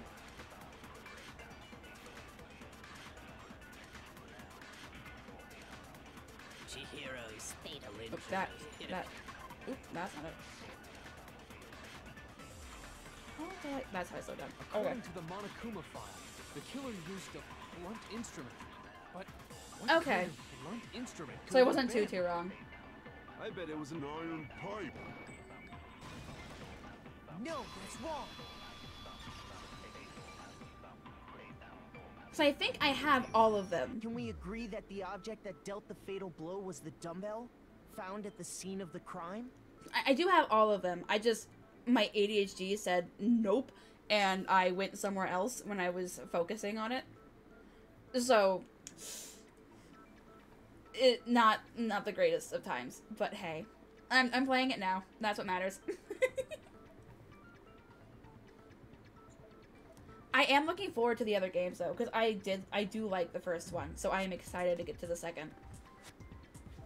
It was covered in blood, and there was nothing else at the scene that could have caused that kind of injury. And then did you play the RPG one? Oh, what was it called? The one with Toko and I think it was Makoto's younger sister, if I'm remembering what I read about it. And the wound on the victim's head is consistent with the shape of the dumbbell. Yeah, that's the one. I plan on playing everything in the series, so yeah. Oh, it's more of a shooter. Okay. I have a couple people who I knew before I started, who I've known since before I started streaming, who have played it, who have played the series, and they said they didn't play it because it didn't fit the rest of the other 3 games, which I was a little upset about because that was a stupid reason not to play it. But thank you for the head pats and sweet dreams, Finn. Night, have a good sleep. Good sleep. As far as I'm concerned, there's no mistake and no room for doubt on this one. You looked at her head wound? Yay! That's so creepy! Creepier than a dead body? Yeah, alright. If you don't mind, I will proceed from here. Let's move on to discussion of the culprit. Although, I believe the criminal behind this heinous act is already quite clear. What? For real? Chihiro's killer is...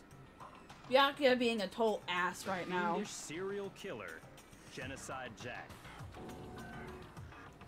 Same. I love this game. Do I remember all of it? Nope. But it's fun. Genocide Jack, the fiendish serial killer. Did he really kill Chihiro? Oh no! Right! They don't introduce everything in the first trial. I forgot. God damn it.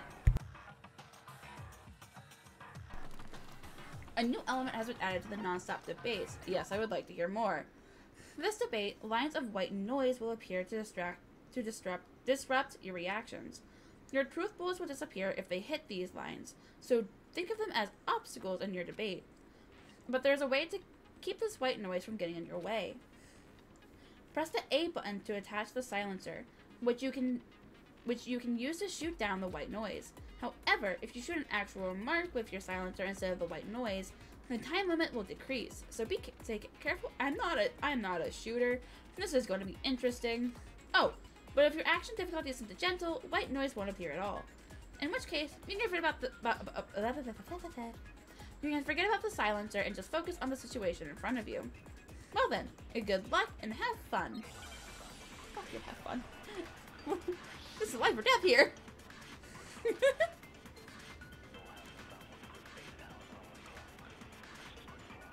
The culprit is Genocide Jack. I'm sure of it. Case closed, as far as I'm concerned. But that's impossible! Why? What makes it impossible? Well, I mean, come on! There's just no proof for it. No, that's wrong.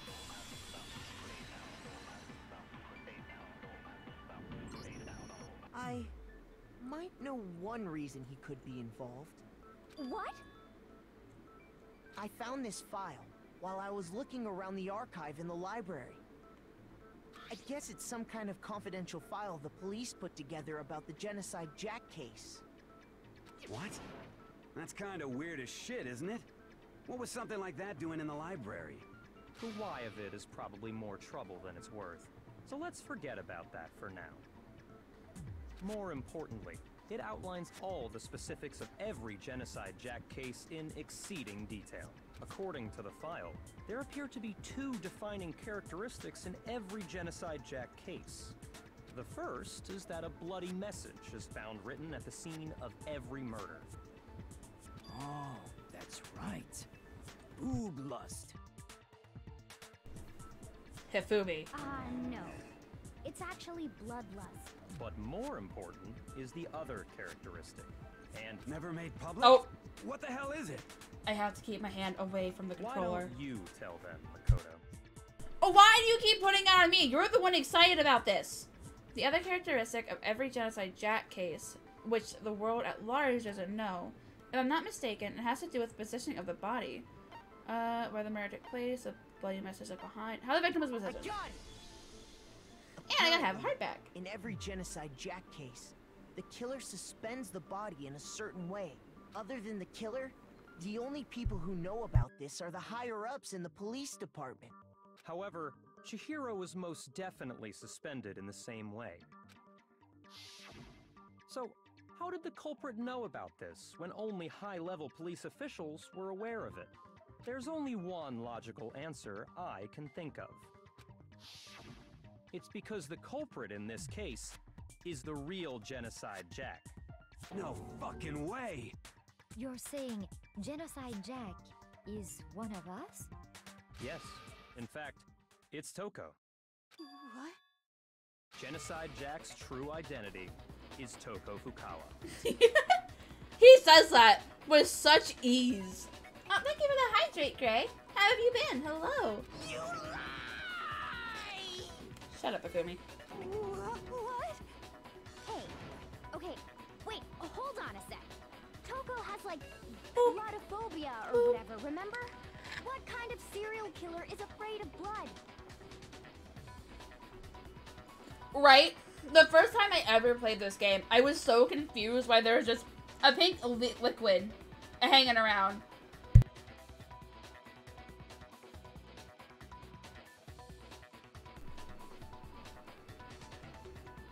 Right, it's pretty hot in Australia, isn't it? Oh, honey. Are you able to cool down at least? Is Toko Genocide Jack?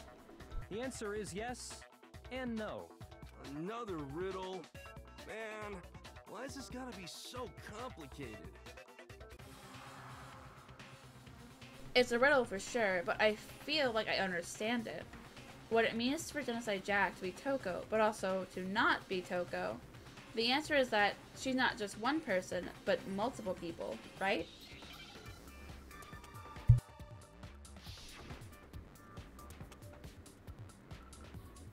Nice.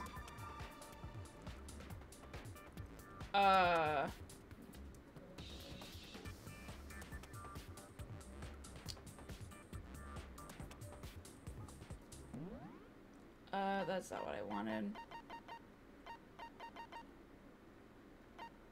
Okay, because it said that they believe that Genocide Jack had dissociative identity disorder, but I don't know what you would put. That's 1, 2, 3, 4, 5, 6 letters, and then it has H and I in the middle.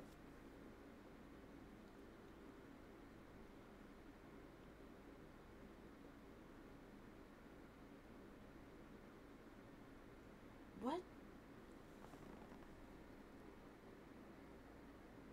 Okay.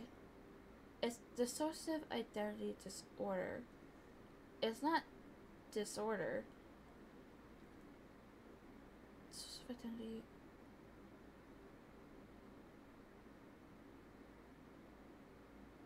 It's not split.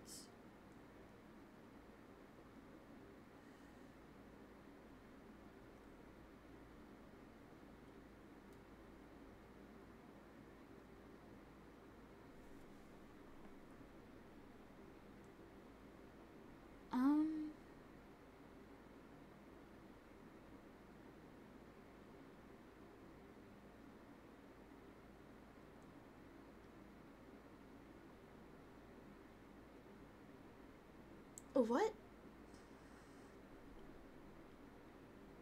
I can't think of what it might be. I guess start shooting letters and hope I don't die. Okay. Not T. Okay. S. Alrighty then.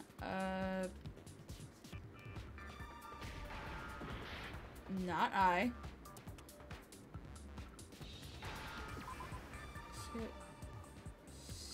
Oh! Schizophrenia. Okay. I don't know why that would be the answer, but oh, Yeah, I lost. I lost hearts. Oh no. Is it because Genocide Jack has a split personality? Those are different things. They are different. Huh? I think I read that somewhere in the file too. They thought that the suspect might have, what did they call it? Dissociative identity disorder. Oh, okay. But still, to go and say that about Miss Fukawa is... Perfectly acceptable. Toko's strange behavior after seeing the body is proof enough that she has a split personality.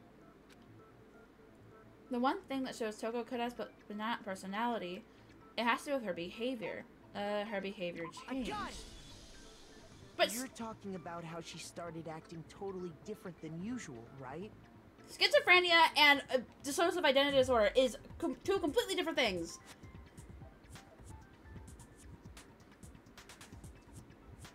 I lost hearts for something stupid. That's right. Think back. She fainted when she saw Chihiro's corpse, and then, when she woke up... I'm fine. I'm fine.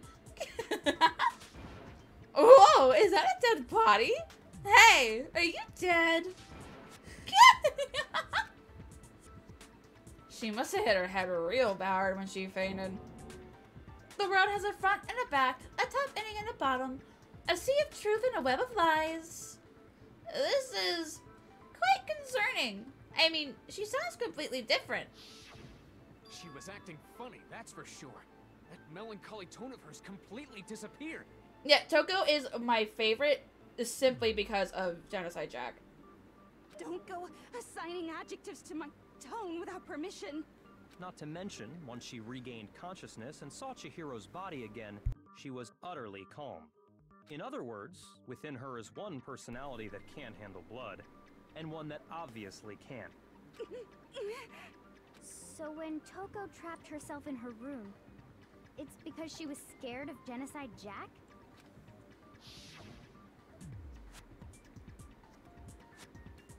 I won't let Genocide Jack have control. I'll drive out the killer. Drive out the murderous fiend. The reason she locked herself in her room wasn't to keep other people from getting in. It was to keep her other personality from getting out. What? Toko was afraid. Afraid of the murderous fiend inside of her. Of killing even more people. How? Yeah. How can you know all this? I do believe you misunderstood her.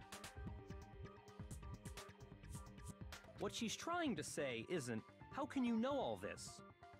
No. What she wants to know is, how could you tell them? Huh? Last night, just before Monokuma gave his motive speech, Toko and I had a strange conversation. She told me a most interesting story. She said a murderous fiend lived within her, and she was afraid it could appear and attack at any time. And that trepidation is what's caused her to have such a bleak attitude. Isn't that right, Toko? This is all a lie. Right, Toko? You said you wouldn't tell anyone. What? You promised! I can't believe you lied! You have only yourself to blame. You came to me with your tragic little story. This is the real stop pressing the button early. Not some romantic fantasy fairy tale.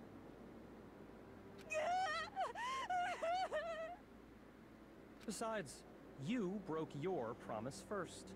You said that as long as you were here, no matter what, you wouldn't let Genocide Jack kill anyone. But in spite of that promise...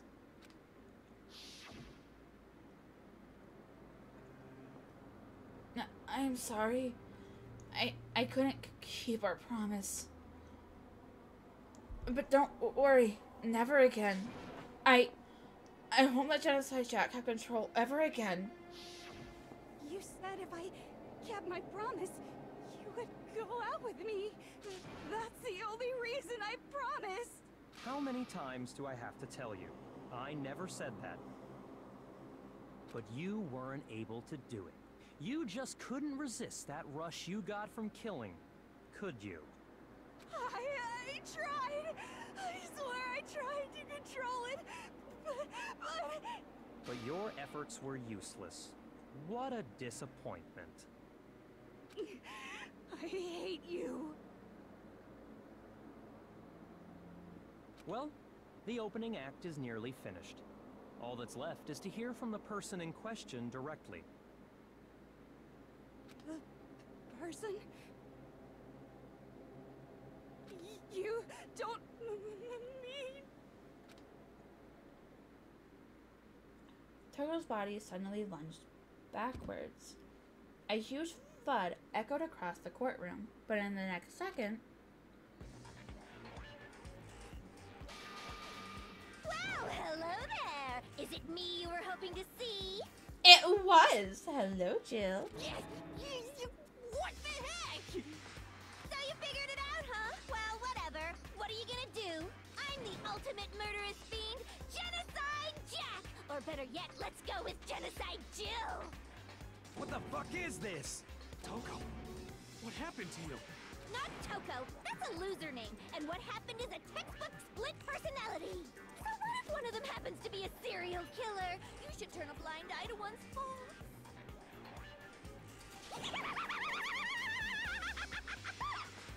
She's insane and I love her.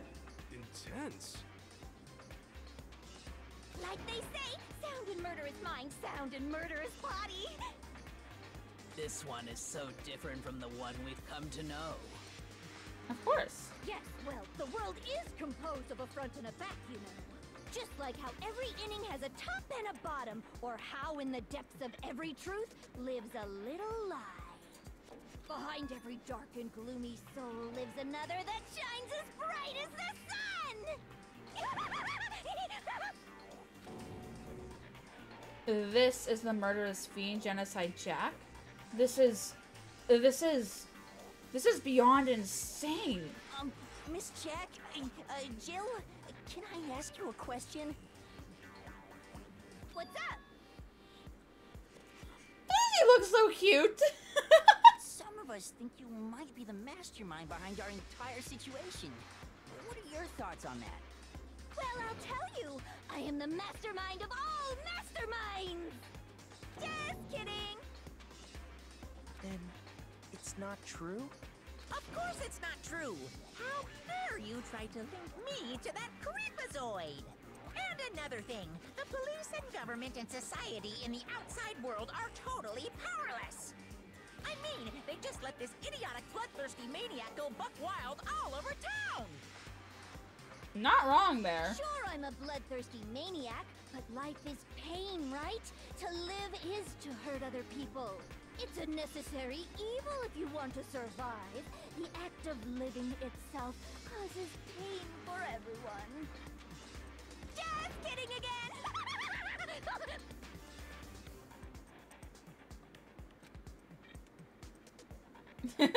This should be enough to convince you. This murderous fiend is responsible for Chihiro's death. There's clearly a motive, so there should be no doubt. A motive? Remember what Monokuma told us? If someone didn't murder and graduate within 24 hours, an embarrassing memory or secret would be revealed. Well, let's assume that Toko's secret was about Genocide Jack. If a secret like that came to light, Toko's life would have undoubtedly been forever ruined. So she had a very clear motive to never have that side of herself exposed. Interesting. Very, very, very interesting. But sorry, as much as I hate to admit it, I'm not the culprit. But I cannot imagine anyone other than you could murder someone in such a bizarre fashion. Maybe so, but nevertheless, it's the truth. Do you really expect any of us to believe you? Yeah. I could never believe a word you say, you monster! And yet you believe Monokuma. Maybe she's totally right about that, but something's still bothering me. What she said, I need to get some more details about all of this.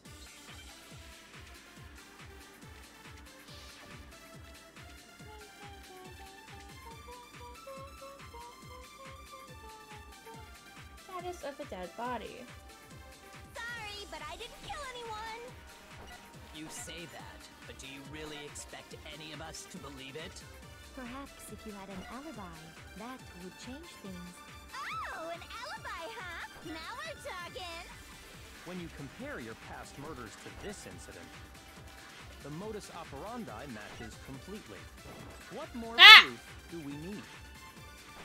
Asshole! Give it up. You killed her. Sorry, but I didn't kill her. You say that, but perhaps if you had an an alibi. When you compare your past murders to this incident, the modus operandi Oh, no! matches completely. What more proof? Ah! Give it up. You killed her. I can slow it down. Why am I not doing that? Sorry, but you say that, but perhaps if you had an alibi. When you compare your past murder, the modus operandi matches completely.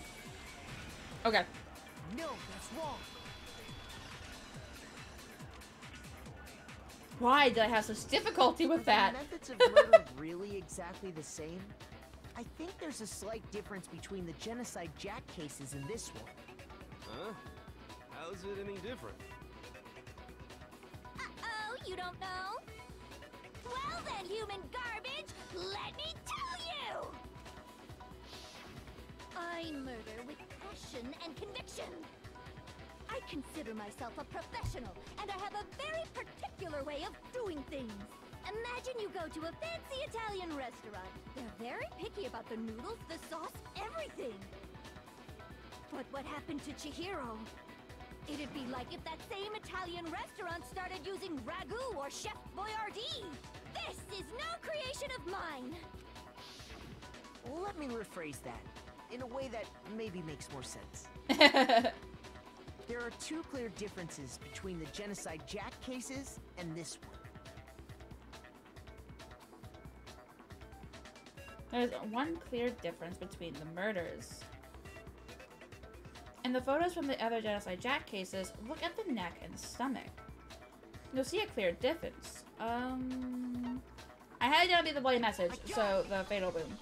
Injury. For one, the cause of death is different. In the Genocide Jack murders, all the victims were killed the same way. According to the case file, they were all apparently killed with a pair of scissors. But Chihiro died from a blow to the head, right? Ah, yes.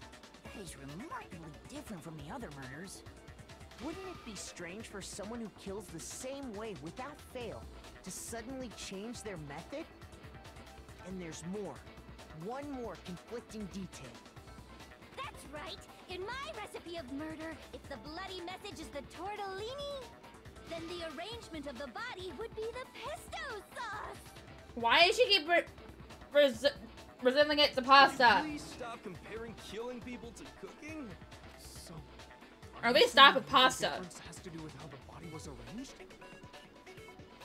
That's right. The second difference is related to how she was suspended. In the photos of the other Genocide Jack cases, all the other victims were stabbed through their hands. Here, you'll see a clear difference. Pose. What was used? What was used? I got it! Okay. Do I'm you slowly remember getting my what hearts Caleb back. used to suspend her? They used some kind of rope to hang her up by her wrists. What is your point? Well, in all the previous Genocide Jack cases, something else was used to suspend them. Specifically, pairs of razor-sharp scissors. And guess what? I used my own specially designed scissors for the murders and the arrangement. Here's my question. You're a high schooler. I'm a professional, so naturally I'm very picky about the tools I use.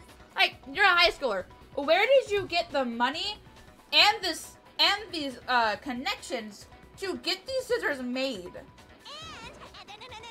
you know what else? Big Mac said there's two differences, but he's wrong. Big Mac? Are you referring to me? Oh, he's a hamburger now. Listen up, Big Mac. There's actually one more difference. Huh? My word, you really didn't notice?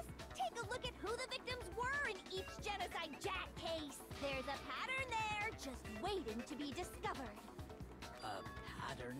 Figure that out, and it'll be plain as death why I couldn't have possibly killed that little lolly girl. Let's see. There was a pattern surrounding the Genocide Jack victims, and Chihiro didn't fit it.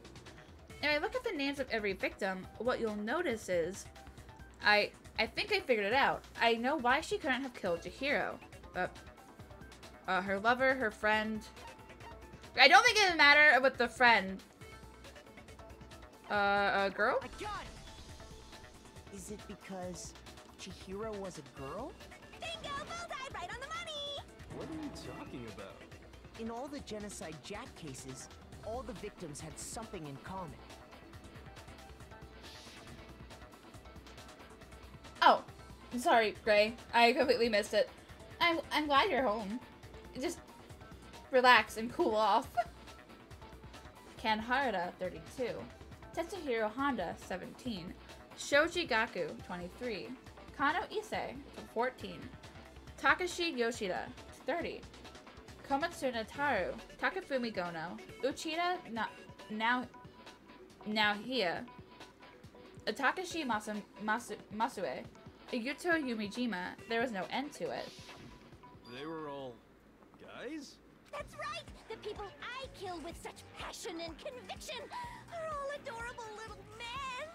I can't believe I said it! I'm so embarrassed! The hell is wrong with you?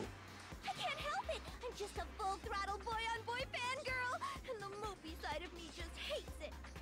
But now I'm on the fast track to becoming a full-fledged fan madam! So, since Chihiro was a girl and not an adorable little man, you wouldn't kill her? Would an Italian chef suddenly start making ramen just because they're both noodles? Don't be stupid. I have too much passion and conviction to cross that line. That's the absolute reality of the one and only. We get it. You've clearly explained your hobby and your philosophy. But that's not all there is to it. It's a different matter entirely, when you're forced to kill in order to survive. Quiet, lowly car! Lowly? Oh, he ain't used to that. I would never kill for a reason as petty as mere survival. And if by some fluke I did kill to survive, why would I bother with the message and arrangement? It'd make me the obvious suspect. That does make some amount of sense. Plus, whatever reason I have for killing, I would never leave out my prized scissors. Who would go out of their way to use a big, stupid, heavy dumbbell? Maybe you used the dumbbell because you couldn't find any scissors in the school? Any scissors? I don't just use any scissors. I only use my own set of high-class, envy of the entire world scissors! Okay, whatever. There still aren't any in the school. Are you sure about that?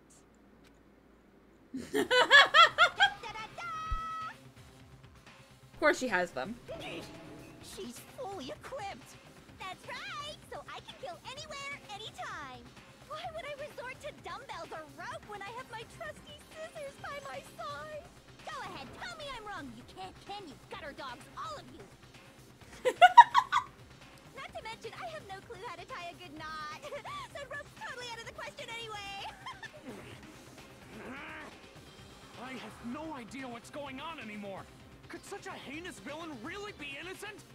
But the body really was suspended, right? And nobody but the police knew about that. Yeah.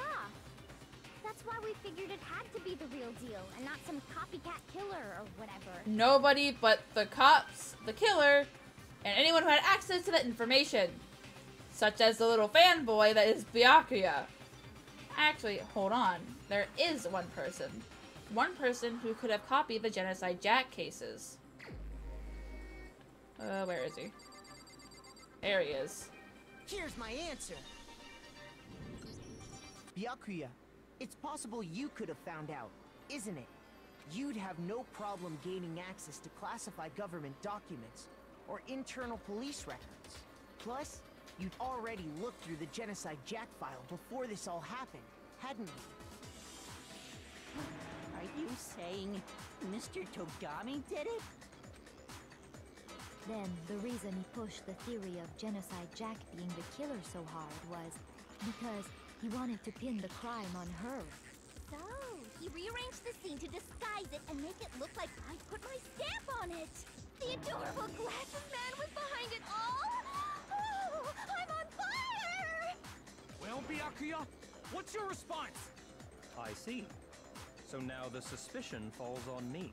Then I must ask, when would you say I began acting suspicious? Surely you must have an answer. Looking back and thinking about it now... It's not Toko, it's Jill right now. But yeah, a little much. We love her though. The way you were acting right before we discovered the body was a little strange. And the locker rooms. They're suspicious. Very suspicious indeed. Wouldn't you agree? Huh? Suspicious. It seems nobody searched the locker rooms. Let's start with the girls' locker room.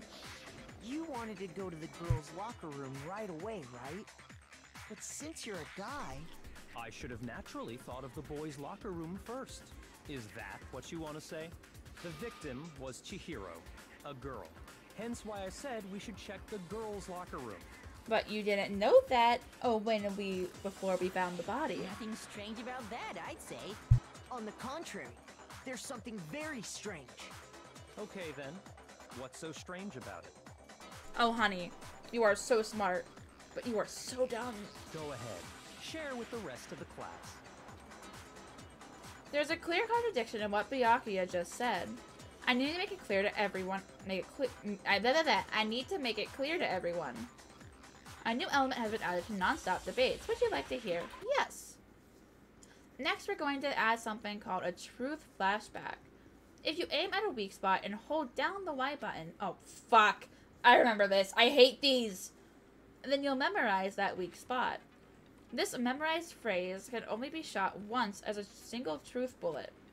If you shoot or change the truth bullet, it will disappear from your truth cylinder. However, you can use this flashback feature as many times as you want. If you don't seem to have the answer or to a lie or a contradiction in your loaded truth bullets, it might be wise to memorize a different weak spot and use that to make your case. When's the best time to flashback? Well, you'll just have to use your keen wits, won't you? In this case, though, I will say that if you don't use a flashback, you won't be refuting anything. Well then, good luck and have fun! I hate these. Ugh. So, you said Byakuya was acting kind of weird before we found the body. But he was acting weird... how?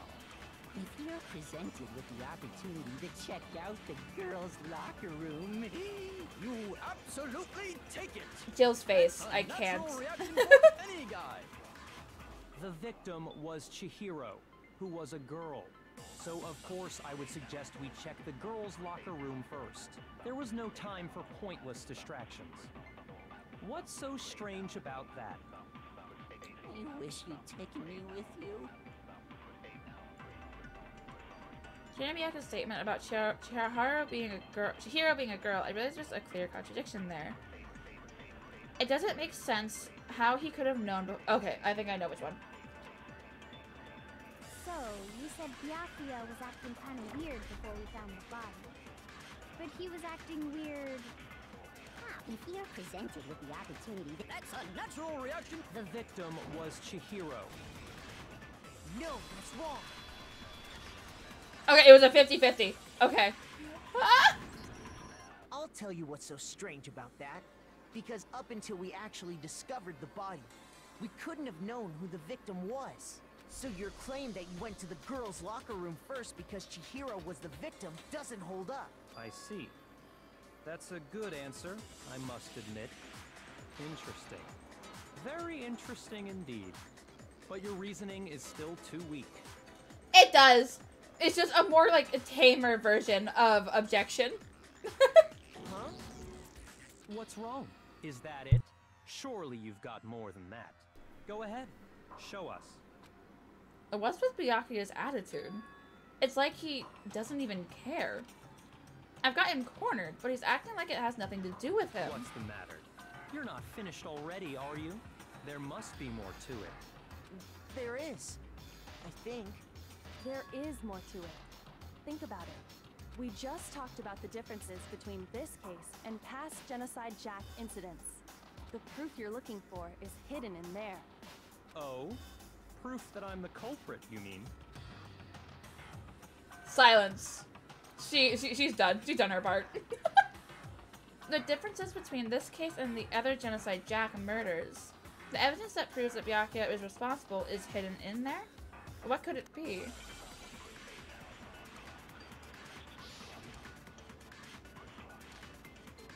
Library desk lamp. What? The difference between the cases? You want me to explain it again? When I want to kill, I use my very own special scissors. And I use those same scissors to arrange the body. But Chihiro was suspended with... It was some kind of rope. Was it not? That's right! It absolutely was! Then there must be something very fishy indeed about that rope. Hey, Byakuya, where'd you get it from, huh? I'd never seen that rope before in my life. Oh, no. Oh, okay, I hit it. No, that's wrong.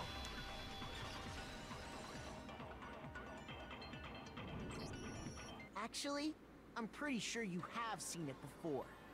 Because, you see, that rope, or should I say, that extension cord? What?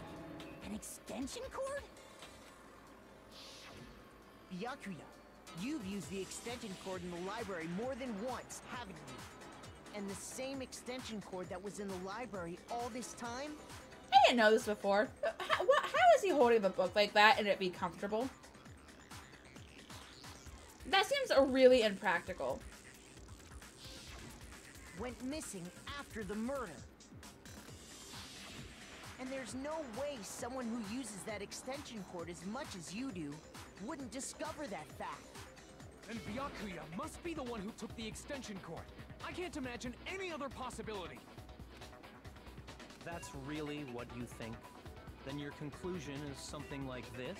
I killed Chihiro in the girls' locker room, then hung her up and wrote that bloody message.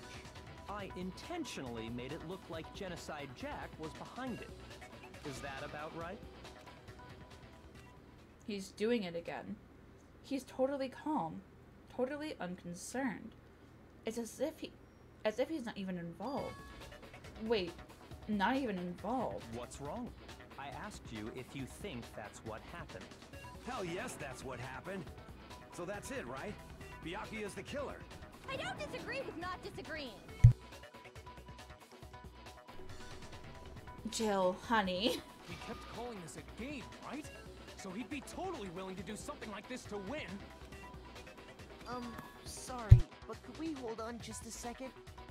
I think we need to talk about this a little more. Huh? Do we really need to? We've already decided who did it. I know, but still, there's something that's still bothering me. Is that right? And what, pray tell, is still bothering you? I killed her in the girls' locker room, then disguised my crime. Specifically, I dressed it up to make it look like it was the work of a homicidal psychopath. What about all that bothers you? Wait, what was that just now? Something's not right. Chihiro's body was definitely found in the girls' locker room. But does that mean... Can I really just accept what Byakuya said as the truth? No, I don't think so. There's definitely something off about what he said. The extension cord, the scene of the crime... I got it! You say you killed Chihiro in the girls' locker room, right? But are you sure about that? Isn't it possible that the murder took place somewhere else? How disappointing. What kind of question is that? Even in the world of disappointments, this is a true letdown. She was found dead in the girls' locker room. There is absolutely no question about that. Why is he trying to get himself pinned as the murderer, though? Did he have a reason? Or was he just being an ass? How could the scene of the crime have been anywhere else? Well, I think it's entirely possible that she was killed somewhere else, then carried there later, along with the rest of the murder scene. The rest of the murder scene? Oh, honey. That was awfully specific. Please tell me you have a reason for saying all of that. I believe I do. Hey, Byakuya. Did I just take you off guard? When the story suddenly moved to the crime scene, Byakuya, who'd been so confident up till now, maybe Byakuya never even realized that the actual scene of the crime could have been somewhere else. Hey, don't just move on without permission! What do you mean she was killed somewhere else? Come on, Makoto. If there's any chance the murder took place somewhere else, let's see the proof. Evidence that shows that the murder took place somewhere else. There was something that was switched between the boys' and girls' locker room. There. I got it! It shows the two. The proof that she was killed somewhere else is the poster that's hanging in each locker room. Your proof is some posters? The poster in the girls' locker room was a picture of a big boobed supermodel. But don't you think that's kind of strange? Why would the girls' locker room have a poster like that? I bet those massive jugs of hers were totally fake! Okay, Joe, calm down. The boys' locker room had a poster of the super popular boy band Tornado. Again, that doesn't really seem to belong in a boys' locker room. So you're saying that maybe the posters were switched? And there's one other thing I noticed about the locker rooms. You know what I'm talking about, right, Sakura? You're referring to my protein coffee, aren't you? Protein coffee? Yeah, I know, it doesn't sound great. I don't like coffee as is, but the protein coffee does not sound all that excellent either. While I was in the girls' locker room earlier, I spilled some protein coffee on the carpet. But I noticed that after the murder, the stain had been totally scrubbed away. No, it's not that the stain was scrubbed away. It was moved. I got it! The stain on the girls' locker room carpet wasn't scrubbed away. If you can get my hearts back for this, I would be appreciative. I found it on the boys' locker room carpet. That's definitely the stain from my protein coffee. Then, does that mean that the carpets were switched too? But why would anyone do that? To move the murder scene from one locker room to the other. It's certainly plausible, don't you think? What? In other words, in order to completely swap the scene of the crime, the blood-stained poster and carpet were moved along with the dead body. By doing this, the killer was able to change the entire room where the murder took place. I can certainly follow your reasoning, but why would the culprit bother doing that? Huh? Why would they go through all that trouble of switching the scene of the crime? Actually, an even bigger question.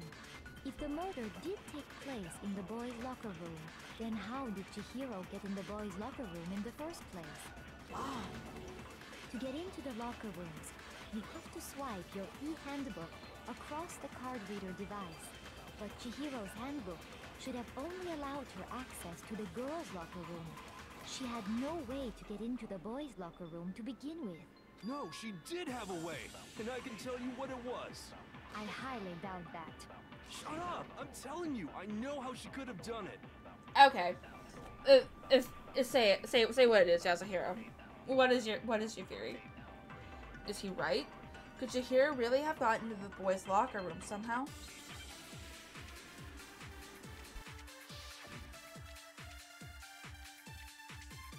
Broken e-handbook.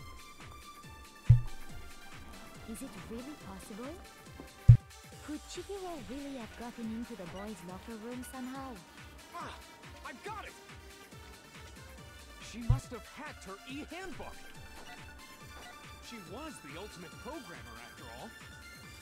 I'm sure that would have been no problem for her. No, I don't think that's it. She used the thing that was in the main hall. Huh? What thing? I'm talking about Leon's handbook, of course. If she had that, she could get into the boys' locker room no problem. Theoretically, if Chihiro was able to use Leon's handbook, she could get into the boys' locker room. But when we found Leon's handbook and oh, okay, so I don't have to do anything else. Is it really possible? Could Chihiro really? She must have hacked. She was the ultimate. I'm sure that would have. No, I don't. She used the thing. Huh? What thing? I'm talking about Leon's handbook, of course. No, that's wrong.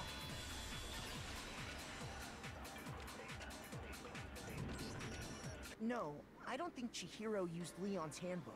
I'm trying real hard not to get any stupid hearts lost. So if I'm not talking, I apologize. Why not? Because Leon's handbook was broken. Oh.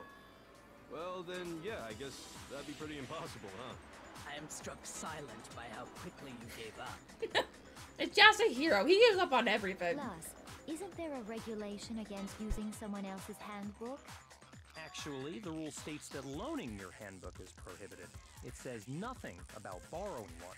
In other words, you could borrow a dead person's handbook all you want, and you'd be safe. Yup, yup, yup. Hit the nail square on the noggin. Of course, if it were broken, that wouldn't make any sense anyway. So then, she must have hacked hers, like I said. She used her ultimate programmer skills and... Psst. You can't fix an e-handbook. The instant you open one up, a security buzzer starts blaring. Hey, Wolfie. Hi, hello. How has your day been? Was it good? So, if she didn't use Leon's handbook, and she didn't modify her own handbook... Yeah, Monokuma is ridiculous. Maybe Mr. Naegi's initial assumption is just... wrong? It seems like there's no way she could have got into the boys' locker room. So I guess so. I'm glad that it's been good. Welcome in. Okay then, I vote for Byakuya. Enjoy the shit show that is the class trials. Is that it then? Chihiro was killed in the girls' locker room, and Byakuya is the one who did it? Really? But still, I don't know what else I can do. Hold on a second. Kyoko, in for the save! I agree with you, though. I think you're on the right track. What the? You finally decide to open your mouth and that's what you've got to say? There's no way she could get in the boys' locker room, right? So... Why are you so sure she couldn't get in? There's still one other way she could have gained access. What? What are you talking about? What other way is there? Well, to explain that, why don't we take a little break from the trial? I'd like you all to come see something. Wait. Just what do you think you're doing? Don't worry. This'll make the whole trial more exciting. I'm sure that thought must please you. Huh? It'll make things more exciting? Well, all right then. I declare an official class trial recess. Monokuma is so easy to get to go along. For real?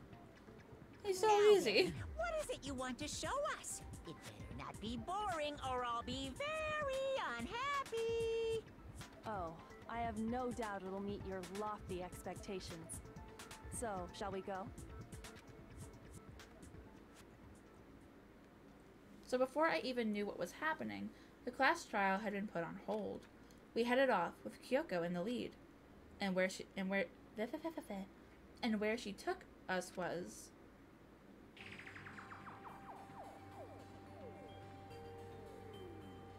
The girls' locker room? We've already searched this place top to bottom. What are you trying to pull, Missy? and everything you could have called her, Missy. You sound old there, honey. I'd like you to examine the victim's body one more time. You want to check it again? Be sure to examine the entire body very carefully. Take your time. Examine her carefully? Like using our hands? No way! It's probably best if I don't run my hands all over a girl's dead body. It's not that I'm creeped out or anything, it's just... based on religious grounds, you know? Very well.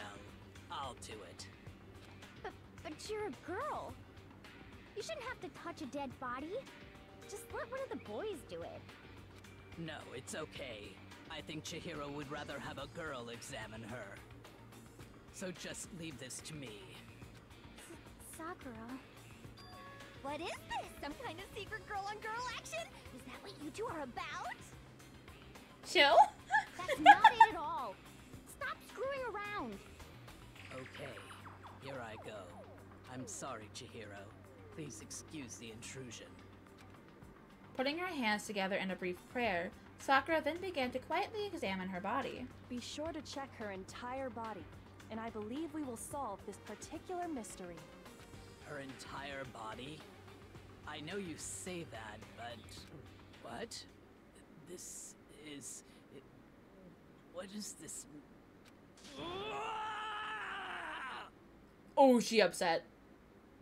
She upset. What is it? Not possible. It's not possible. Sakura's eyes were staring wildly at Chihiro's lifeless form. Her massive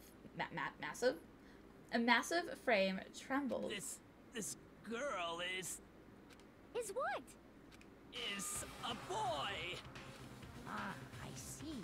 So she was actually a he. Interesting. Thank you for confirming this fact. What? Yep. You're joking, right? I wouldn't joke about this. Then it's really true? Chihiro was a guy? Oh, what? You guys didn't know? Heck, I knew that right off the bat. Yeah, here was a guy this whole time. Fujisaki was totally a guy. Then he was a cross-dresser? Oh, I'm really on fire! I wish I had killed him! Jill! So that's what Kyoko wanted to show everyone, huh? Interesting. Yes, that certainly does make things much more exciting. Now let's ride this wave of excitement back to the courtroom and get back to the trial. Ahem. I do apologize for keeping you waiting. Now then, let's resume the class trial. We've all just learned of the shocking revelation that Chihiro was actually a boy. Let's pick up from there.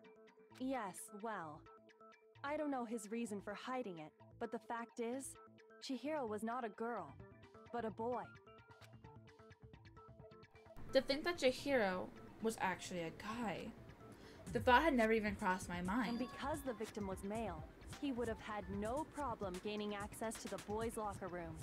Assuming his handbook did, in fact, list his gender as male, then yes, that would be true. Of course his handbook said he was a boy. He dressed like a girl, but he was a boy through and through. So then, there should be no issue with Makoto's initial assertion. The victim was killed in the boys' locker room, and was then later moved to the girls' locker room. And the killer could have easily used Sayaka or Junko's handbook to get into the girls' locker room. So Chihiro really was killed in the boys' locker room? I still don't understand the motive for moving the body, but yes, that does seem plausible. Well, I must admit, I did find it rather odd. I knew he felt a little off. There was a certain incongruity to his female body. This is the most titillating situation! So now everything has been connected. All the mysteries have finally become clear. Jill is just there for comedic relief at this point. Okay, well, connected or clear or whatever. We still think you're the killer, remember? Very interesting. This has become very interesting indeed. Jill, I don't think will ever take a chill pill. He's off in his own little world. When isn't he? What about you, Makoto? After everything we've learned, do you still think Byakuya's the killer? Well, without a doubt, Byakuya is the one that made Chihiro's death look like Genocide Jack did it. But I think he might not actually be the killer after all. What? But aren't you the one who accused him in the first place? He just seems to be too easygoing about all this. Like the way he's acting. God damn it. It makes it seem like it doesn't have anything to do with him. And you think that might be because it doesn't have anything to do with him? Plus, the evidence he left behind was a little too... how can I put it? Overt. He consciously chose to use the extension cord, knowing it could connect him to the murder. At least, that's how I see it. And Byakuya, when you found out the murder took place in the boys' locker room, it seemed to rattle you. And then again when you found out Chihiro was actually a guy. If you really were the killer, that stuff wouldn't have had any effect on you. So that's your thinking, huh? Well, it bothers me that you don't have more concrete reasons, but it's fine. I guess I'll mark it as correct for the time being. Mark it as correct? He's right. I am not the culprit. I just happened to come across the corpse in the girls' locker room and decided to alter it. Are you fucking with us right now? No, I am not effing with you right now. I'm telling you the truth. Oh, that's cute. He can't bring himself to cuss. Oh, honey. Well, I find it very hard to believe. Go ahead. Find it very hard to believe. You're free to be executed along with the rest of us. If you're really telling the truth, then why? Why do you do that to his body? My reasons hardly matter right now. Uncovering the culprit is much more important, wouldn't you say? Now then, if it wasn't me, who was it? I would like to know why you did it. I don't think I can say for sure without talking about it a little more. We're seriously gonna keep going?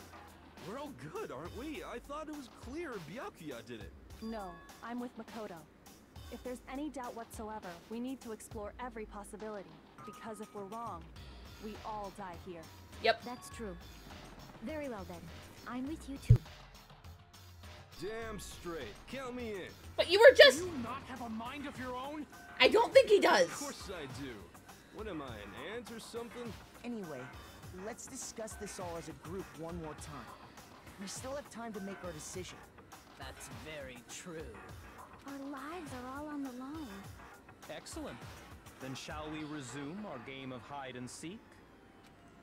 But if Byakuya didn't do it, then who's the real killer? Who murdered Chihiro? There's one thing we can be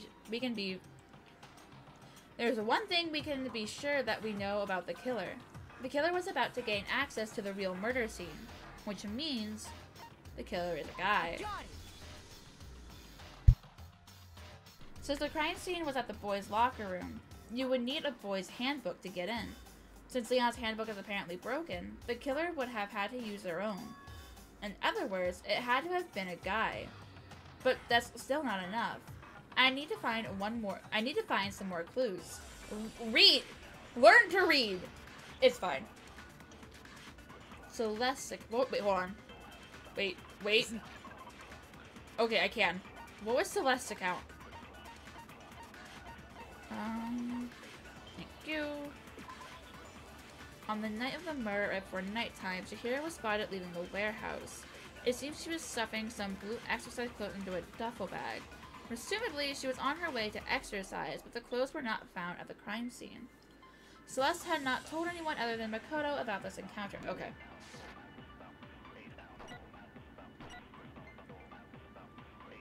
Well, clues are one thing, but did nobody get a look at the killer? I'm sure if someone saw the killer, they would have said something by now. Perhaps someone saw the victim at some point. Even that might be enough for now. Yeah. All we need right now is any kind of new info. It's over. It's all over. You want to know who saw the victim? The killer. And only the killer. Maybe? And it's not like they're just damn it! themselves in. Game over, man. I wanted to see if that was it. No, not game over. As a matter of fact, there is an eyewitness account regarding Chihiro. She has more information about that. Isn't there A single clue that... Well, did nobody get... I'm sure someone saw the... Perhaps someone saw the victim. Yeah. It's over. You want to know who saw the victim? The killer. And only the killer. The slowdown is my best friend.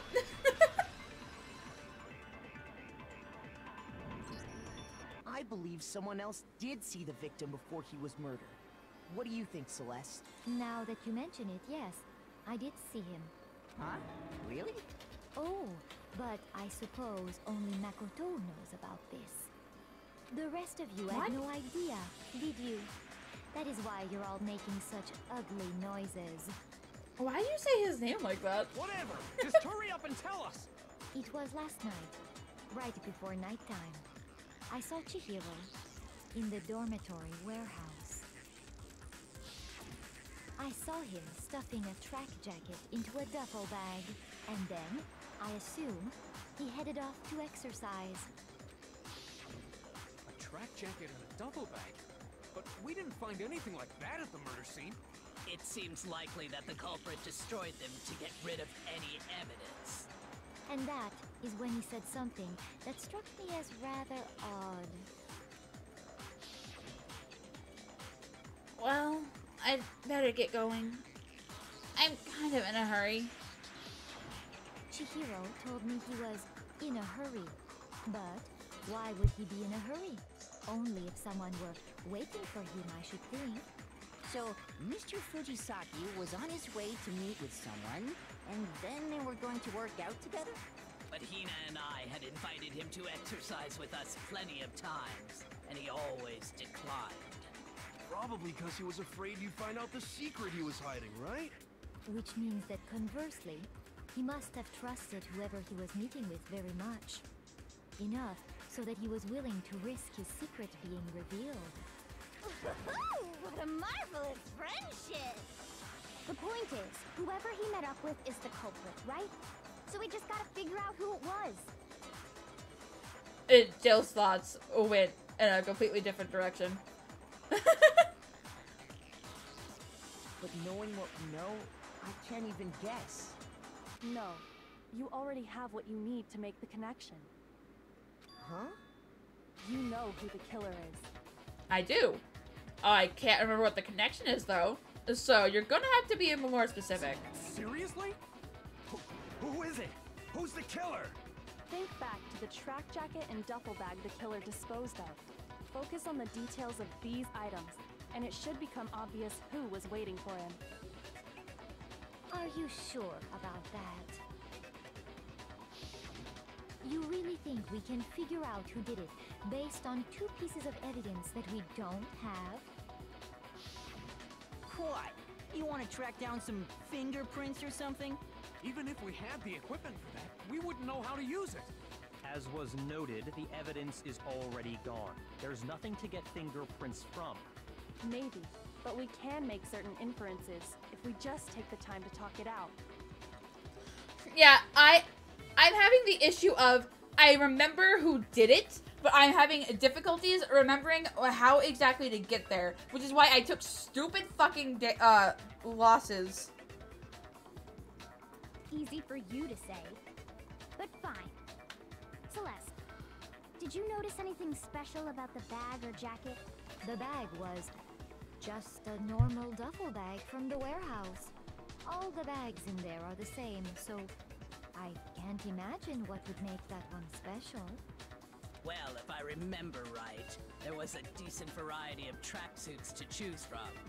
Do you think there might be some connection between the culprit and Chihiro's jacket? Perhaps. Let's explore that and talk a bit more about the jacket he took. Why are we focusing on the jacket?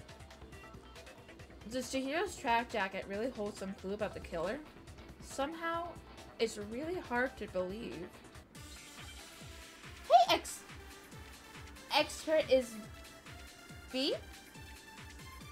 Hi, hello, welcome in. Celeste's account.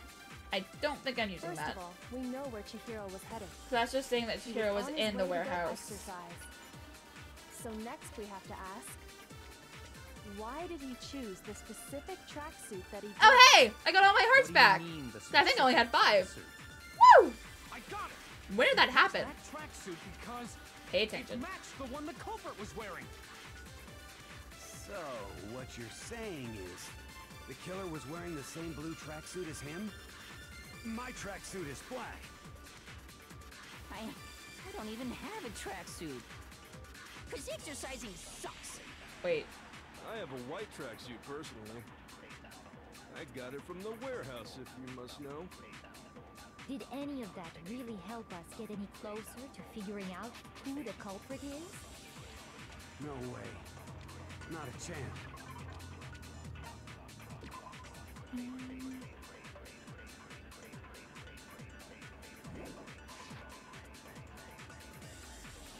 You heard him, right? What he just said without even realizing it?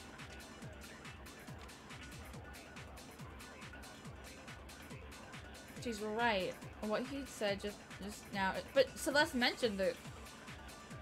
How did he know something like that? First of all, we know where Chihiro was heading. He was on his way to go exercise. So next we have to ask, why did he choose the specific tracksuit that he did? What do you mean, the specific tracksuit? I got it! He picked that tracksuit because it matched the one the culprit was wearing. So, what you're saying is, the killer was wearing the same blue tracksuit as him? Is that? My tracksuit is black. I don't even have Why would a I need this tracksuit. though? Cause exercising sucks.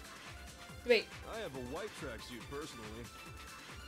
I got it from the warehouse, if you must know. Did any of that really help us get any closer? No way. Not a chance. First of all, we know which he was on his way. So next week, why did he choose? What do you mean, I got it! He picked that tracksuit because it matched the one. So, the killer was wearing the same blue tracksuit Do I as just him? use this? No, that's wrong. Yes? Hold on a second, Mondo. What did you just say? But Celeste's account said that it was blue. What'd I say? When Celeste testified a few minutes ago, she said... I saw him stuffing a track... Oh, she didn't say it here! And then I assume he head off to... Oh, okay. She never said anything about the jacket's color. So why did you say Chihiro's blue tracksuit? What are you... You just... Hey, Celeste. What color was Chihiro's tracksuit? As a matter of fact, it was blue. And before we began the trial, did you tell anyone that? The only one I told about any of this was you. Then, Mondo, how did you know what color Chihiro's tracksuit was? Because I just... I'm sure he saw the clothes at some point in the investigation. No, that can't be it. The bag and clothes were surely disposed of by the time we began our investigation. Then the only reason he could have known what color the tracksuit was is if he saw Cherry with it before he died. That's the only possibility. Cherry? Cherry? Are you talking about Chihiro? Why is all of Jill's references and nicknames food? So, how about it? Did you see the tracksuit or didn't you? Just by chance. I just happened to see it last night. He walked past me, and he was carrying the tracksuit in his hands. No, that can't be it either. Oh, stop pressing A.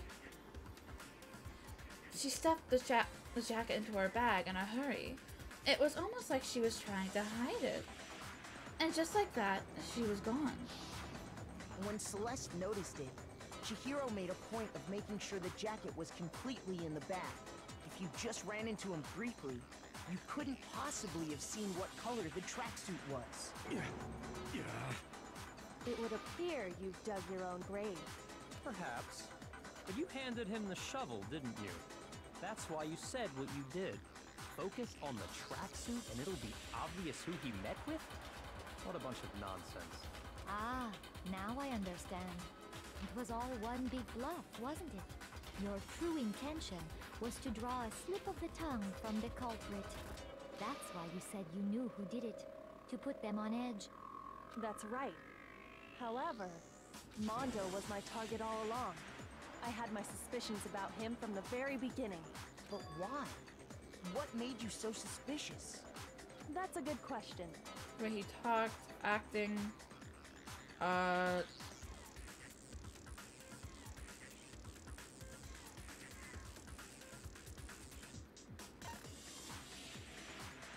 know it's not this. Which one was it?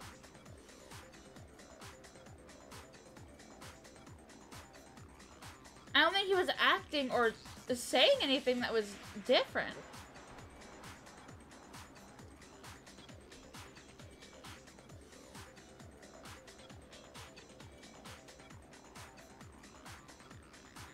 Uh, 50-50?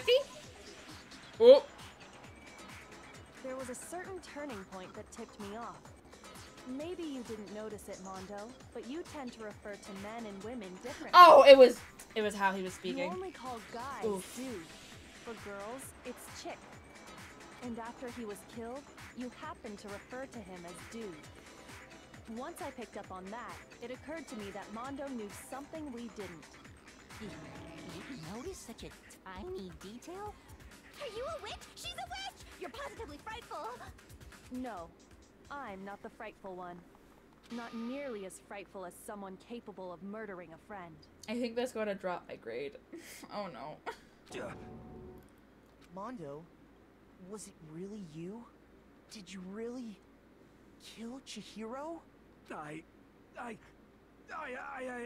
didn't kill anyone! You've been all over me, judging everything I say, putting words in my mouth. What gives you the right to treat me like a goddamn criminal? You are the ultimate bike, motorcycle gang leader. Aren't those actually illegal? Aren't you already a criminal? Yeah, he would never do something like that. This is a false accusation. It's true. My reasoning on that is pretty shaky. That was fast. Well, this does present us with a problem. It seems we are all out of leads. My time has nearly come. I'm scared. That's what my little ghost friend is telling me.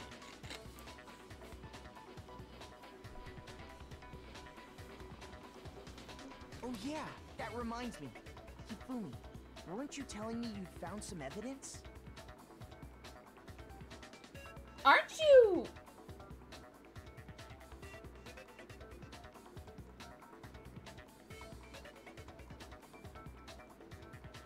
Really?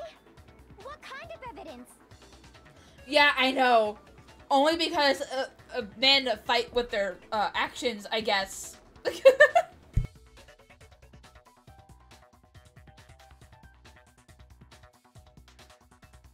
I hit my desk, it's fine.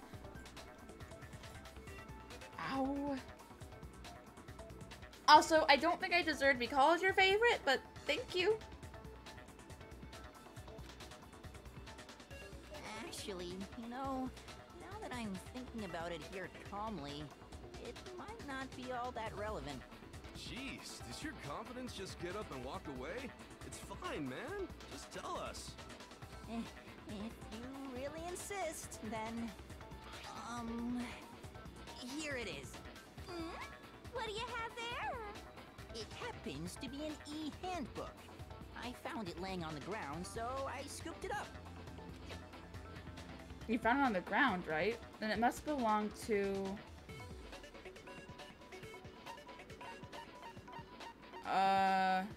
Chihiro's? Mondo's.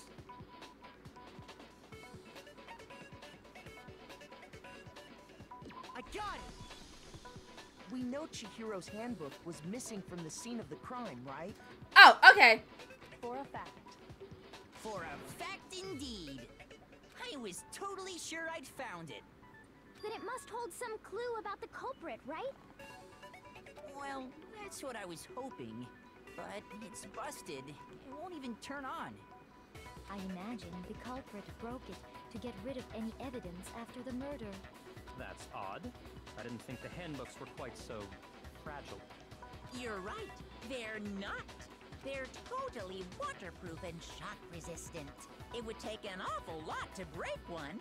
And yet, this one does appear to be broken, as is Leon's, sitting useless in the main hall. For all your confidence, that is a remarkably high failure rate. Do you think there might be some kind of mystery in there somewhere? How, precisely, did the handbooks get broken? How did the handbook break? There's only one possible by hacking it, by hitting its weak point, by okay, he said there was a weak point. I got it! You already told us before that the handbook has one weak point, didn't you?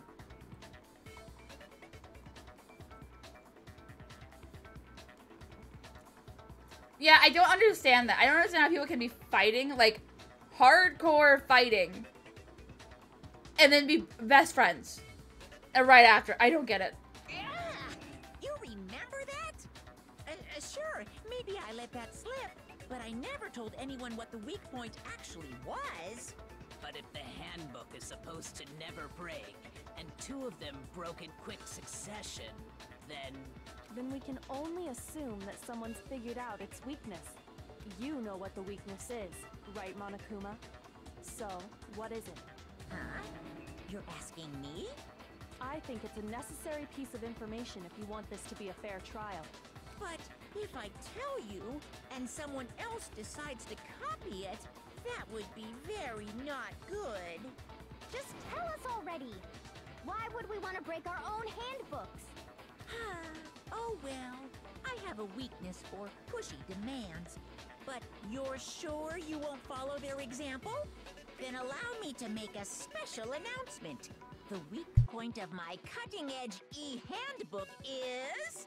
when it's exposed to high temperatures for too long, it will suffer a meltdown and totally break! I flippin' knew it! You knew it?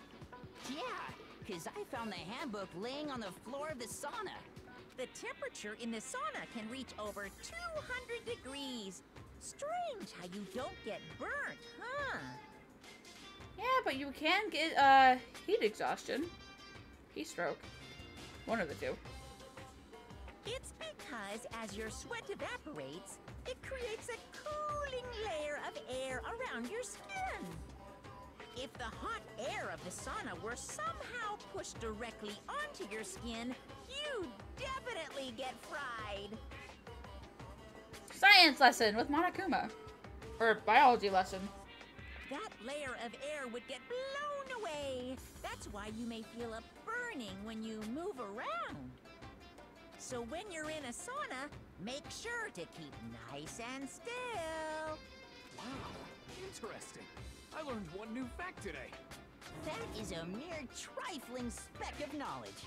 Anyway, if you found the victim's handbook in the sauna, then the killer must have been purposely trying to raise its temperature in order to break it.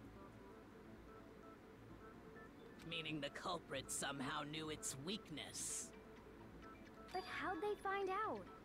Monokuma said he didn't tell anyone, right? Indeed. Quite the mystery. What if they found out by accident? What do you mean by accident? What if the killer took their own handbook into the sauna, not knowing its weakness, and it broke? They'd realize it was broken, of course, and it wouldn't be hard to figure out why. And once they had Chihiro's handbook, they knew they had an easy way to dispose of it. I won't say it's not possible, but who would have done something like that? I don't know of anyone who took their handbook into the sauna. I might know someone who did. Yeah, you were made to forcibly watch the contest. Whoa, seriously? I think the one who may have taken their handbook into the sauna was... Who might have brought their handbook into the sauna? It had to be the one who wore all their clothes into the sauna. It was...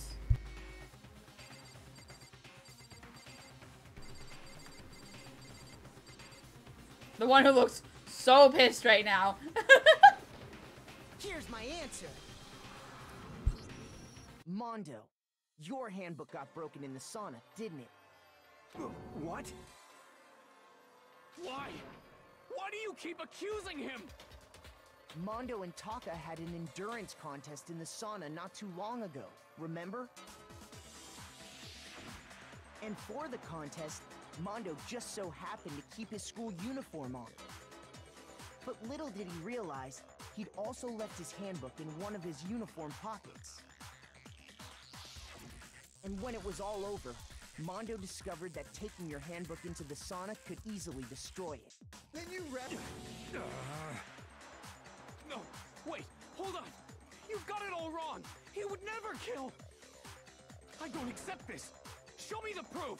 The actual solid proof. I mean, I don't want to believe it either, but they're being opposite bros, yeah. Oh, and apologies if you heard anything. I don't know how long it'll take to get to the next start of the next investigation. So I was pulling up who I might want to raid in advance. But I found something that proves it beyond a shadow of a doubt. Boop, boop. Hey, Agent. Hello. How is your... I'm looking at the chat, Agent. Let's test. You should have done it before. Correct. Then Mondo, you broke your own handbook. In other words, if Mondo's handbook broken is Chihiro actually and Card broken, Reader, then that proves that what Makoto said is right. Well, my goddamn handbook works just fine. See? Look! Makoto was wrong after all! Mondo wouldn't hurt a fly! Why was that so big? I did see something. I'm sure Mondo's handbook broke during their sauna. If I can just prove that, then that will show that the handbook Mondo has must actually be. Oh, okay. Makoto's assertion.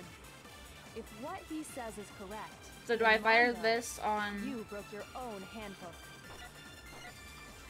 In other words, if Mondo's handbook is actually broken, then that proves that what Makoto said is right. Well, my goddamn handbook works just fine. No! See?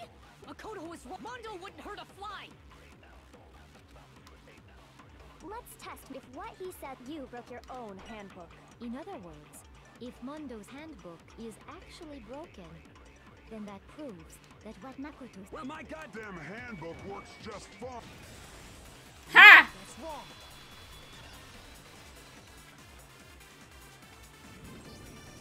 Mondo, the handbook you have right now, is it really yours?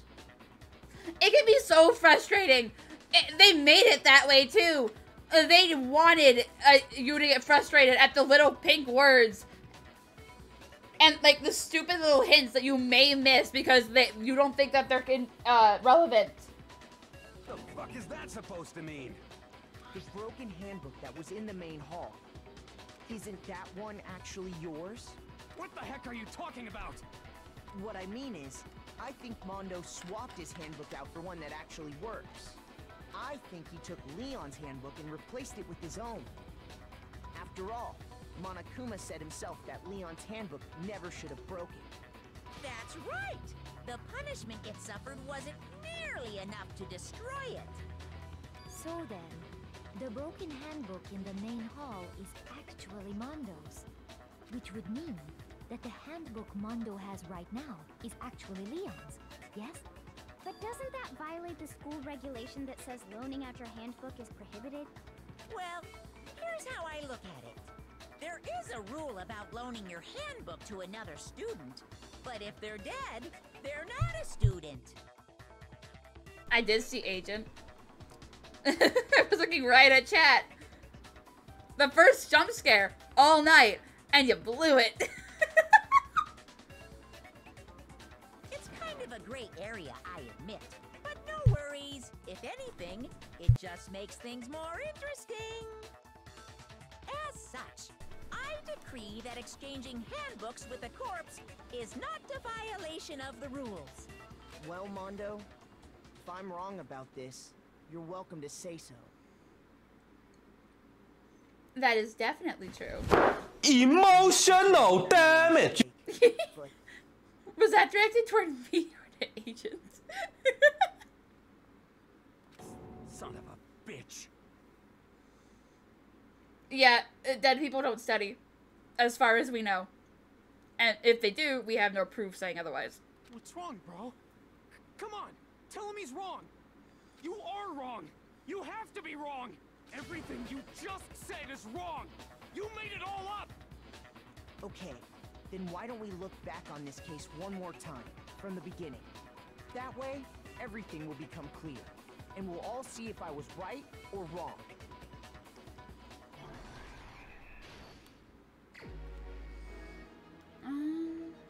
I had to click on it. Yeah, okay. Celeste sees Chihiro in the warehouse, the duffel bag. So you go here.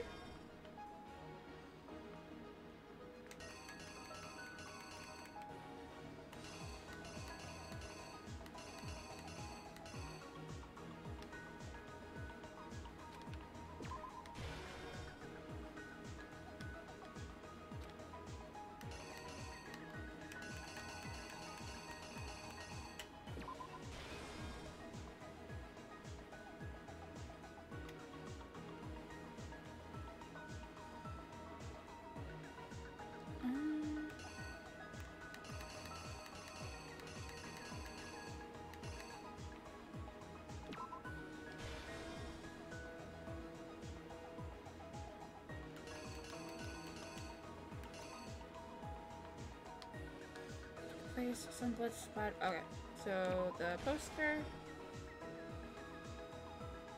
Okay, that's when they're moving everything. So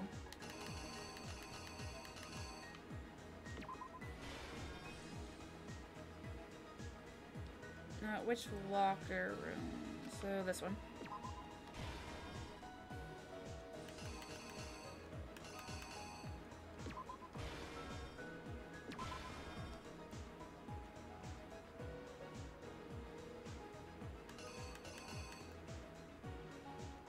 Wait.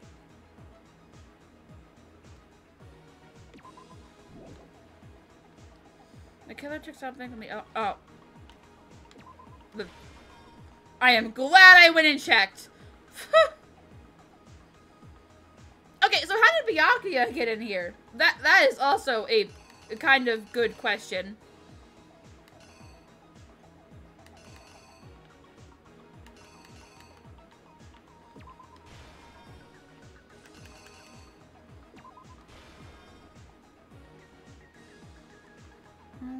Where did the killer go after?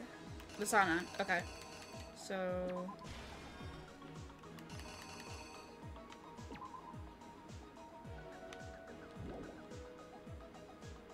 what happened to it? So...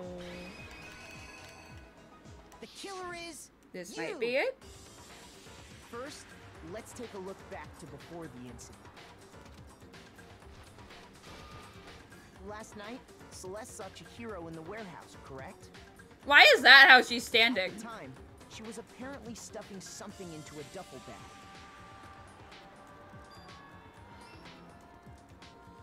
That something was a blue tracksuit. You can confirm this, right, Celeste?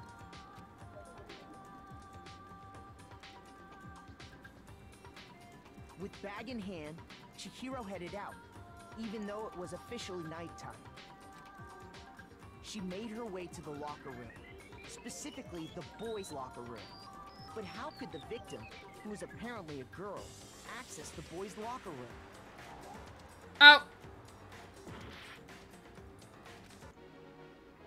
But there's something everyone has that you need to get into the lock. Yeah. Did I? Oh. Here's exactly what happened.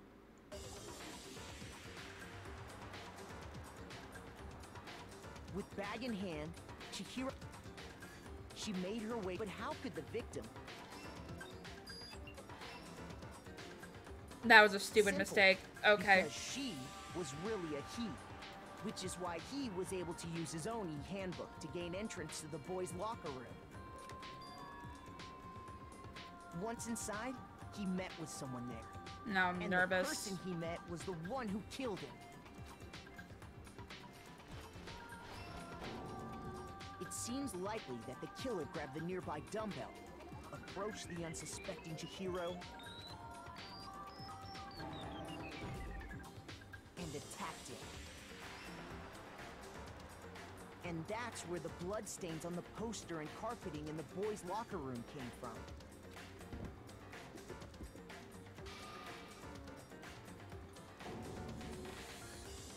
It was likely in the heat of the moment. The body was arranged, but the murder itself felt unplanned. Which is why the killer hurried to try and hide the act. First, pulling up the bloodstained carpet. Then, removing the bloody poster.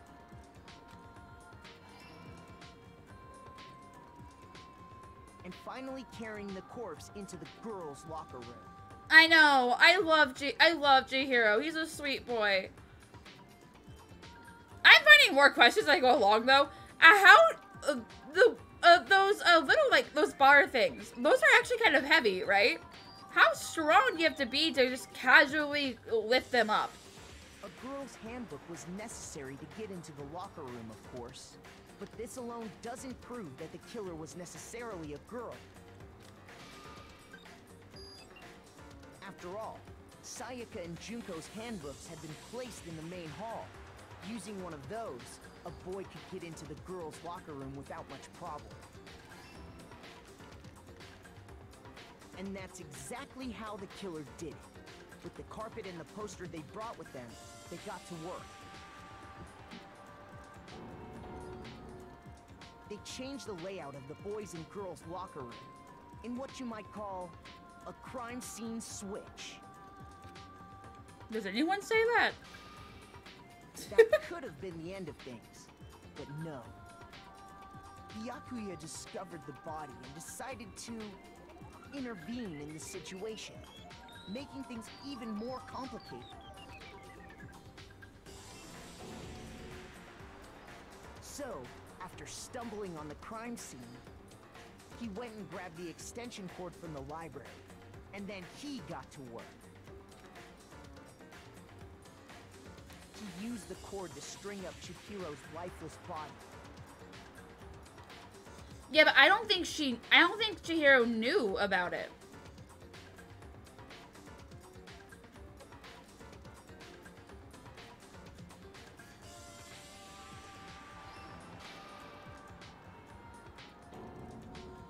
Then, using the victim's own blood, he left a grisly message there at the scene of the crime. Yeah, oh, yeah, and the minigun. But not everyone knew about the handbooks in the main hall, so he probably didn't know about it either. He wanted to create the illusion that Genocide Jack was responsible for the slaughter. And around the same time that Byakuya was putting together this facade, the killer, having already disposed of Chihiro's bag and other belongings, arrived at the sauna. There, they planned to destroy the last piece of evidence, Chihiro's handbook.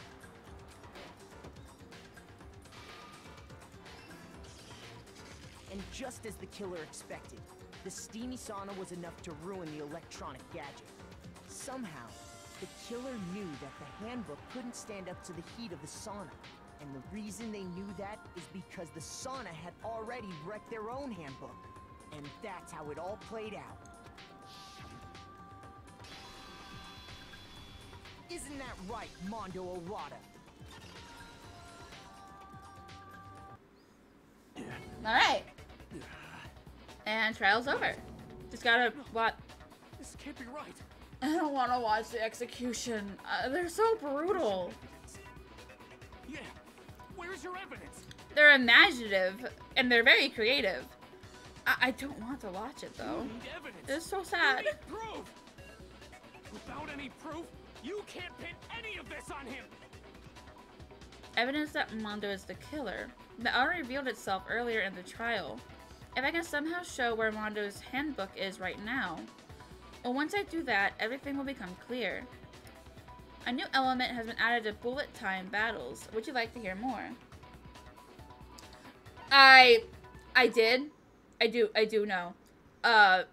A friend of mine has actually watched it though after playing the games, and she did not like it.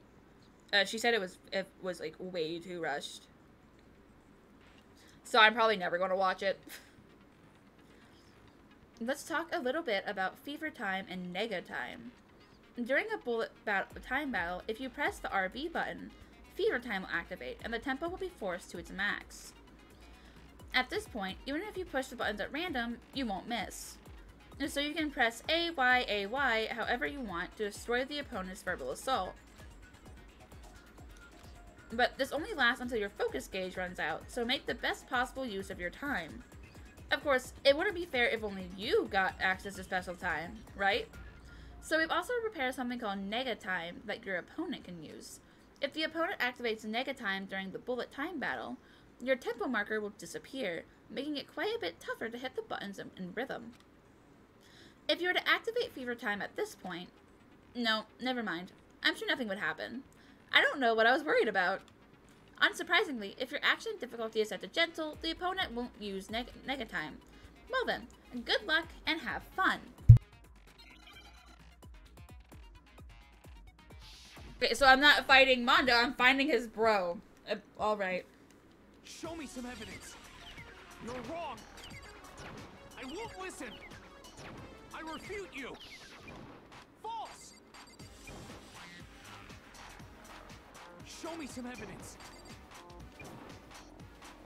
I won't listen. False. I refuse to vote. Show me some evidence. You're wrong. I won't listen. I refute you. False. Show me some evidence. I won't listen. False. You're corrupt. Show me some evidence. This should prove it. I think that worked. If my thinking so far is right, I didn't think I hit those way I should have, but hey, it's fine. Mondo must have replaced his broken handbook with Leon's. In which case, we can just check each of our handbooks right now. Once we do that, we don't gotta do that. Huh? Oh no. Yeah. Yeah. I did it. I killed him.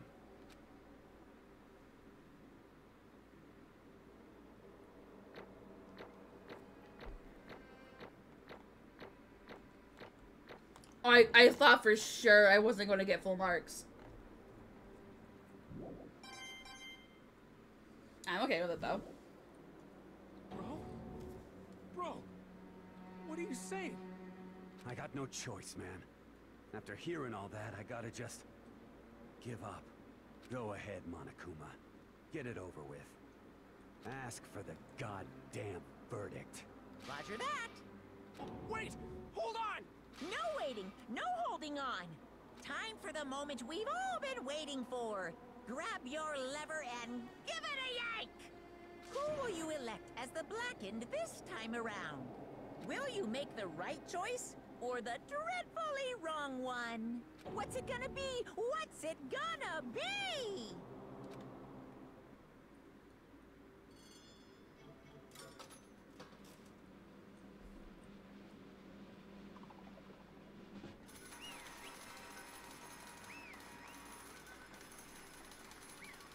I still hate how happy that is.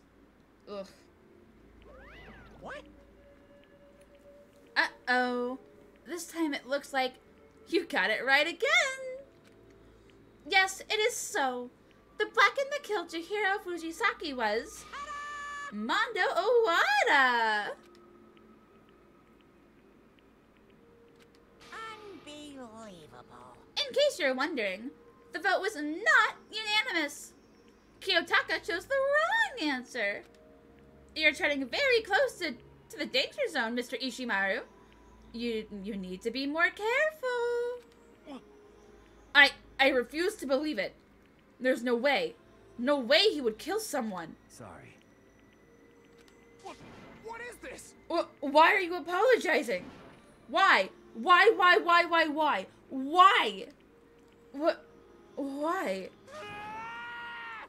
Why did you do it? They just became friends. Oh no. Well, it looks like Mondo's taken a vow of silence. So allow me to explain on his behalf. Actually, the story of the murder this time is the sad story of two men.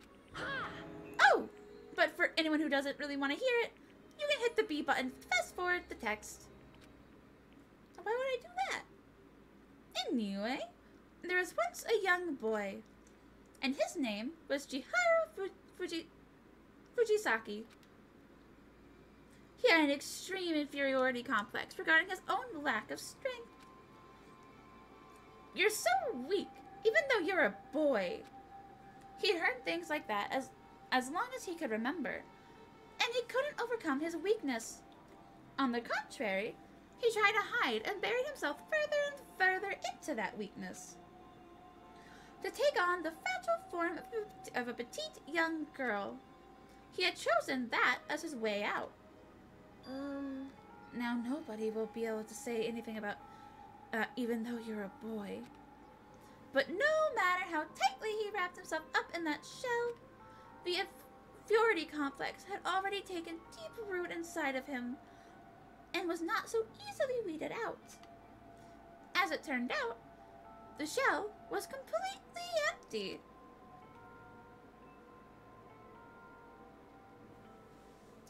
The complex didn't disappear. Instead, it only grew stronger and stronger. I'm weak. Weak, weak, weak, weak, weak, weak, weak, weak. I hate this. Once the killing game had begun here at the school, he had no choice but to accept this fact. After all, this world is survival of the fittest. If you're not strong, you don't survive. And then the lovely and hateful Monokuma announced the revealing of the embarrassing secrets. Which, of course, included Chihiro's embarrassing secret, which I was more than willing to divulge. Even though he dresses like a boy, Chihiro is actually dresses like a girl. Chihiro's actually hello. Let's read correctly, please. Chihiro is actually a boy. Hey, And that was something Chihiro couldn't let anyone find out, no matter the cost. If that was revealed, it would be the end. The hardened shell would crack, the armor would fall away. Without a doubt, those around him would torture him even more than ever before. Everyone figured being thrust into such a dilemma must have sent him spiraling into despair. What? And yet... I'm sorry. Sorry. I don't really want to talk about it right now. But I also don't want to leave things the way they are. So maybe I can talk about it later. After I try my best to become strong. And then I can tell everyone. You're a Luna even though you're a Lucy. Oh, what does that mean, Armor? Annoyingly, he used the threat of discovery to motivate himself to become stronger. That's right. Now's my chance. I want to change. I'm going to get stronger and accept who I am. Strong enough so that when someone says, even though you're a boy, I'll be okay. I'll get better. With that thought at the front of his mind, he resolved to take immediate action. And so, that day, he made the commitment to begin exercising. He was prepared to retrain his mind and body, but sadly, that would be the first and only chance he would get at it. Hey, And when he's decided to start exercising, he thought it would be good to ask for someone's help. But he wanted to tell that person his secret first, and then ask them to help him from there. And the person he went to... Yeah, that's right. It was me. Yeah, it sure was. biker gang fella had been painfully clear about how important his manly promises were. So Chihiro probably figured that even if he confided in Mondo, his honor would make him keep the secret. Plus, Mr. Macho Mondo was the very symbol of a strong man that Chihiro had always aspired to. Maybe talking to Mondo about it will help me give me courage. So he's... I think that was supposed to be Monokuma. I'm going to read that as if it was supposed to be Monokuma and not Chihiro. So he went and asked Mondo to help him become strong. That was his aspiration. And he thought that only with Mondo's support would he ever be able to come close to that. Correct. So then, that must be why Mondo did what he did. To keep the promise he made to Chihiro. Huh? Oh, did what he did? What he did?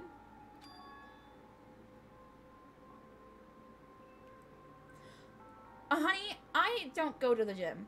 My exercise is walking my dog. Oh, when we both want to go out. I should go to the gym, though. That is something I need to start doing. You mean that's why Mondo carried Chihiro from the boys' locker room into the girls' locker room? Indeed. Yes, that's exactly what what I mean. Wasn't that to cover up what he'd done? Certainly. That would have been part of it, but I don't think it was the main reason. The real purpose was to keep the promise between men he made to Chihiro. But how does moving the body keep his secret? Because if everyone knew he'd been killed in the boys' locker room, then everyone would have been arguing about how she got into the boys' locker room, right? Once that started up, at least a few of us would have immediately begun to suspect his identity. So, he tried to protect Chihiro's secret by putting him in the girls' locker room and stealing his handbook. See? Then, Mondo did all that to keep the promise he made to Chihiro, who he'd also killed?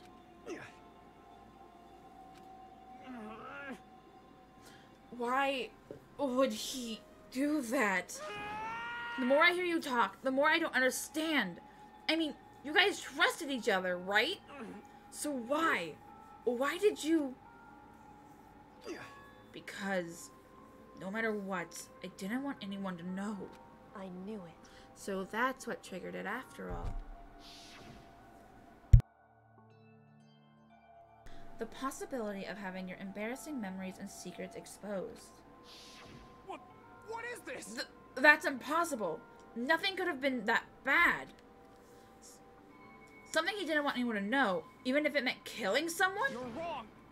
It's impossible. Don't make me repeat myself. How many times must I repeat myself? To judge others by your own standard is the height of folly. Even if you can't comprehend it, he obviously can. That's all there is to it. Well, while we're on the subject, why don't I tell you? That embarrassing memory, that secret he didn't want anyone to know. Hey, You know what Mondo did? He killed his own brother.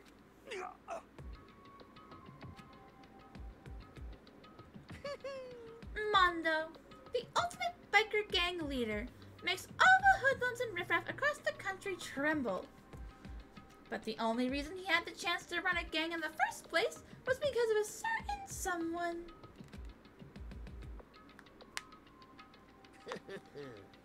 Mondo's older brother's name was Daya Owada. Mondo had nothing but respect for him. It was because of Daya that Mondo ever got on a motorcycle. Mondo's brother was his only family growing up. He was the only one Mondo could trust or respect. He wanted to measure up to his big brother, so he imitated him in everything he did. Mondo was the epitome of the starry-eyed kid brother. Meanwhile, the Words! Meanwhile, the charismatic older brother had put together a local motorcycle gang. And before anyone knew it, it had grown into the biggest biker gang in the country. Daya, the older brother, #1 in the gang, and as #2, his younger brother, Mondo. In the beginning, everything was peaches and gravy. But when Mondo started to think about how he would have to take over the gang from his brother someday, his brother's greatness, his reputation, began to gnaw on Mondo's very soul. The kid's gonna take over for Daya, huh? Daya created this gang with his bare hands. Mondo's just along for the ride. Can someone like that really be our leader? All that'll do is make the gang look bad. Almost every day, Mondo heard the gossip and whispers of the other members of the gang. Which is why... I gotta get stronger. Stronger than Daya. Once. Just one time. No matter what. I gotta win. Don't fuck with me. I don't care what it takes. I gotta come out on top. And on the night of his amazing brother's retirement ceremony, Mondo challenged him to a street race. But during the race, tragedy struck. The kid brother pushed ahead with reckless abandon, eager for victory, and dashed into oncoming traffic. But suddenly...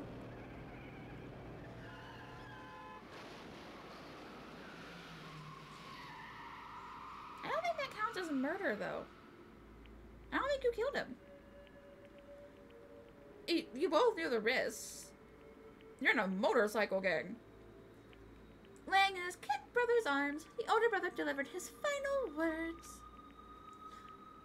My bad, kid. I fucked up. Sorry. Of course, he knew it was his brother's fault, but Daya never blamed him for what happened. 'Cause it wasn't his fault. Hey, kid, the rest is up to you. No matter what, you gotta keep the gang together. 'Cause it's the team you and me put together. It's a promise between men. He decided to hide the truth of what happened from everyone else in the gang in order to keep the gang together and keep the promises to his brother. He could never admit to anyone that his own weakness, it was his own weakness that caused the accident. And as a result, the team was made even stronger under the banner of the kid who bested his big brother. Daya was going to lose to his own kid brother, so he got stupid and got himself killed. That became the explanation for what happened. Mondo's lie became the truth. He wanted to lead the team so bad. He was willing to tell all kinds of lies about his brother. I'm strong. Strong, strong, strong, strong, strong, strong. And yet... As soon as our killing game began, he realized, no matter how tough he pretended to be, she was just another weakling that could die in an instant.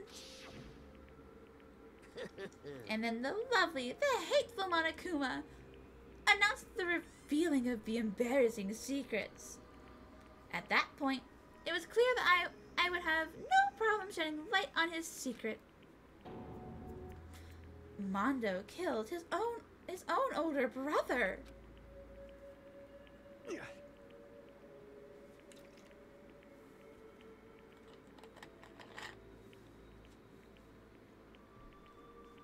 Yes, you're not entirely wrong, but they also, again, are a biker gang that race on the roads when you're not supposed to. Doing that kind of thing, no matter how careful you claim to be, is dangerous.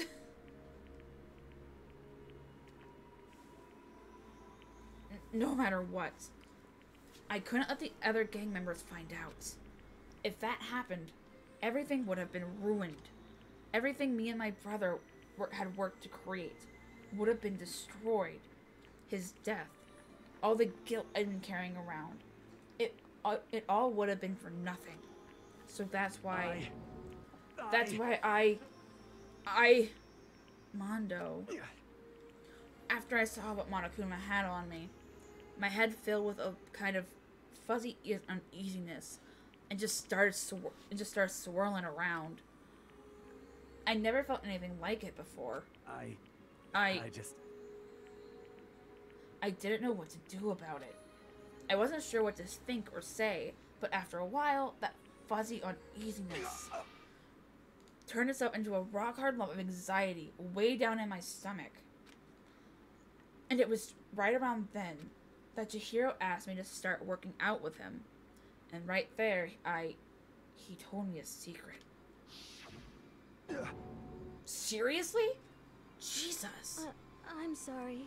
Yeah, I'm sorry I lied to you. But why? Why now?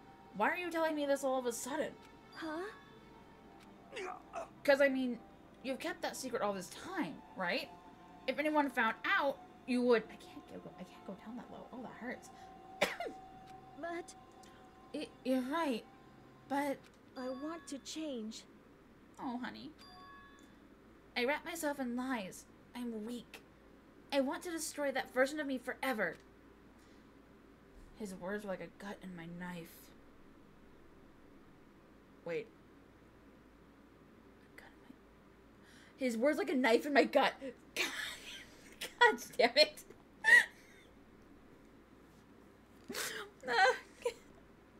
Can we ignore that? That never happened, right? Please?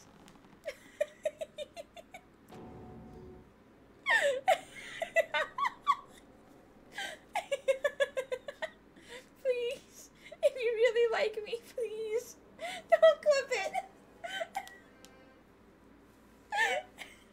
Thank you. I felt like he was exposing the lie I'd been living myself. I have to change. I don't want to be weak anymore. You're so strong. It can't hurt you, right? Whatever secret Monokuma might tell us. You piece of... So what? You're saying I should just say it? What? You're saying if I really am, I should just be able to tell everyone my secret? Huh? I was jealous. I was jealous of Chihiro's strength.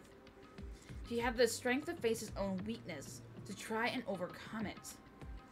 It was the kind of strength I never had, so I was jealous of him.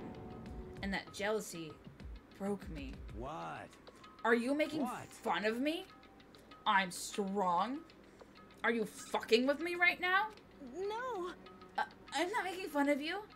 You really are strong, Mondo. I felt like I could hear something starting to creak. Something inside my head.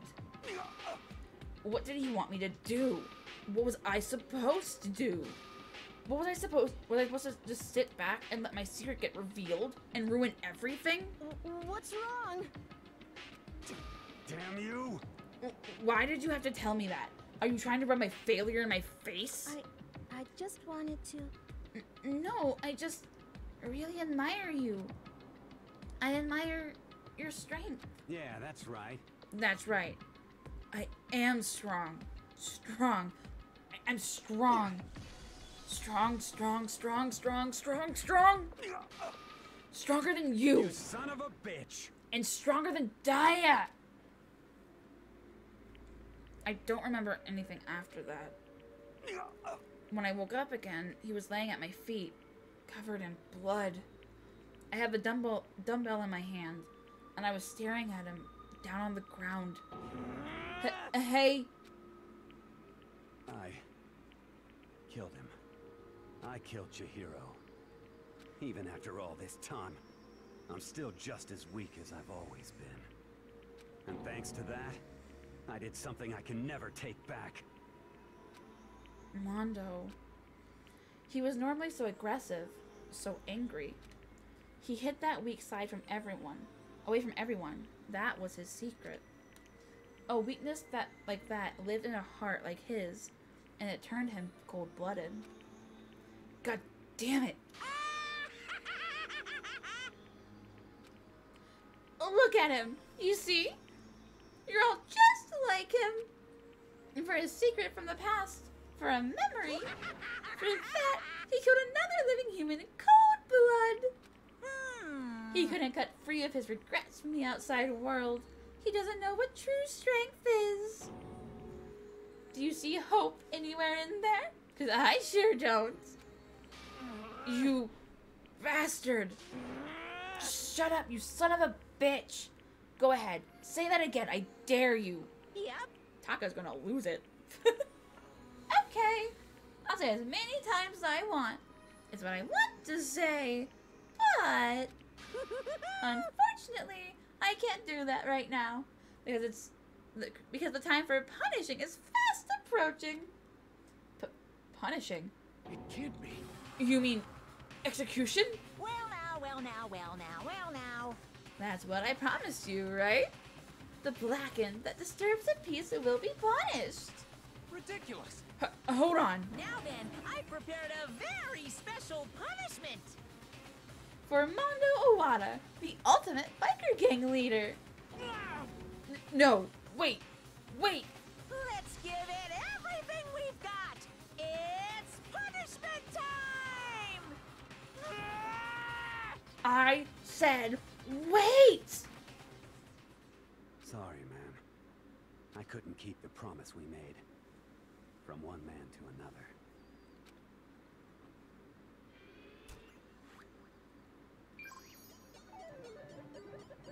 Game over. Mondo has been found guilty. Time for the punishment. I hate it. I really do. Don't drop.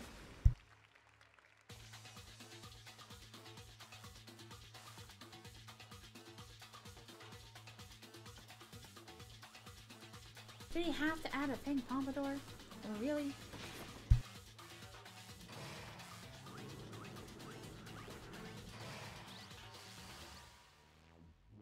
The Cage of Death.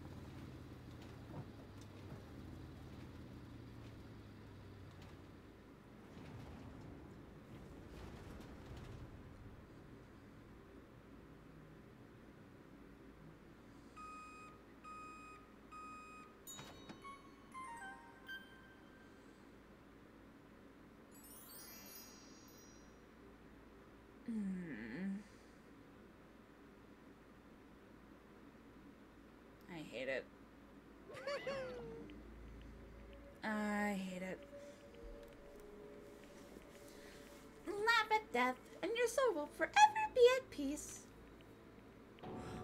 It can't be my brother. Armor! Another murder and another execution. I want to feel again. Everyone's lives are taken so lightly here. I feel like I might be going mad. Maybe I'll just let it happen. And Taka has lost it.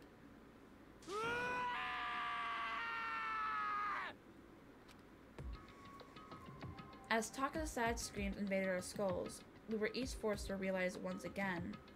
But he... Of course he had to. Oh, of course he had to.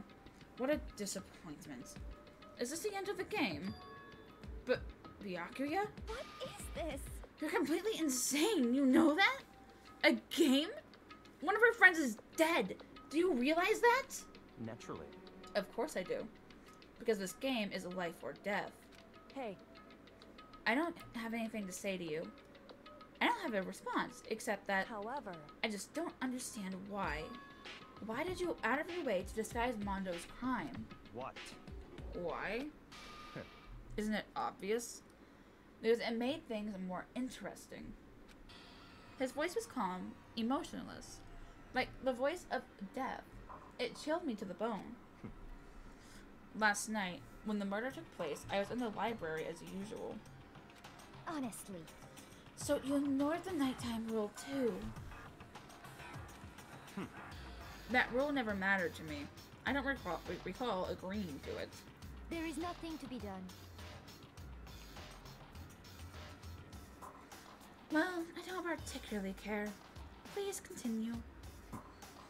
The night grew late, and I decided to return to my room, which is when I stumbled upon him. I spotted Mondo coming out of the girls' locker room. After he'd gone, I looked inside and saw the corpse. What? You actually witnessed the murder?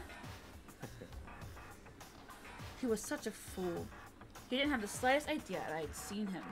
Well... So, you're saying you knew who the culprit was from the beginning? That's right. Indeed. But if that had been the end of it, how boring would that have been? I mean, what a waste of time to have the answer revealed right at the beginning. Which is why I decided to lend a helping hand. I thought it would liven things up. You did all that to liven things up? I see. After hearing about Genocide Jack from Toko, you decided to use that to create the fake murder scene? But damn, man. If we hadn't figured out who'd really done it, you would have been dead too, right? Well, obviously I would have revealed the truth before I reached that point. Of course. Byakuya turned wait, why are you mad at me? Byakuya turned and looked at me in the eye. I could feel his sharp eyes piercing into me. Thanks to a certain remarkable someone, it never did. And I was able to perform an interesting experiment. Once I do decide to become blackened, I now know who I will have to watch out. What? Correct. So that was your reason. Are you satisfied? Indeed. Yes. Oh, we're done listening to your story. Moving on. Hey. There's something I'd like to ask Monokuma. What's this? Oh? I'm up next. You like to perform these elaborate executions each time, correct? My question is, why? Do you like them? But you know, this punishment, this despair, is not just for you. All this punishment, all this despair is my gift to mankind itself. Ouch. What? You're over-exaggerating. I am not over-exaggerating. These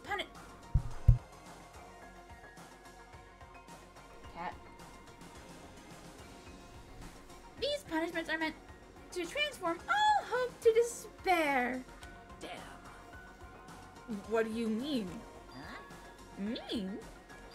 Mean? Mean? What the heck? Mean. I can't. I'm not in that voice. I can't. Damn it! Good grief. I don't understand why you have to pick apart every little stupid thing. Whatever. It doesn't matter. In the end, I'm going to stand alone as the victor. And then everything will be revealed to me. Ooh, how exciting. Ah, the noble son of a noble family. Truly, you understand me. I think this is the start of a terrifying friendship. That's enough. Shut up. I would never stoop to the level of a childish criminal like you. Let me just say this. After I've achieved complete victory, you're up next. I'm going to find you and kill you. Understand? In the name of my family. And the name of the Togami family, for which victory is a foregone conclusion. You're getting all riled up. Oh, so cool. It's like you're the main character of a video game or something. No trash mob for you. I swear, whatever it takes, I will kill you. Temper. Sounds like someone needs a nap.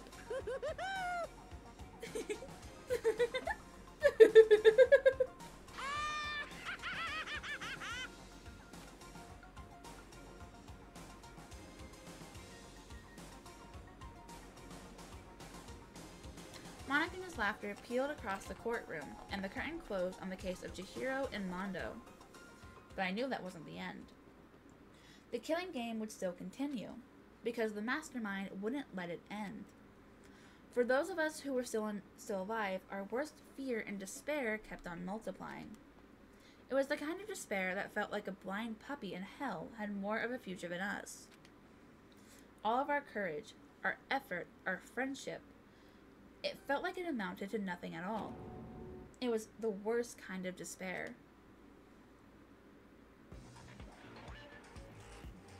Well, anyway, like I was saying, this is a pretty good spot. Yeah, a really good spot. Anyway, isn't it amazing how that girl went and killed someone before things even had a chance to get boring? What girl? Wait, what? Once things really get moving, it'll be like a roller coaster. There won't be any stopping it. Fear and despair charge forward at a speed nothing can hope to match. I don't remember this part. Confused? But I must admit, I'm disappointed. I went to all the pain and effort of making you part of the group, and you couldn't play your part. You do remember you were supposed to make the first move, right? Well, no biggie. Nothing we can do about it now. So just do your best to make things more exciting from now on, okay? After all, right. That's what everyone wants to see. Okay, I remember. There's one thing I'd like to ask you. As long as you don't want to know my measurements, fire away. Who is it? The 16th high school student, I mean. Ooh. My, you really took me by surprise there.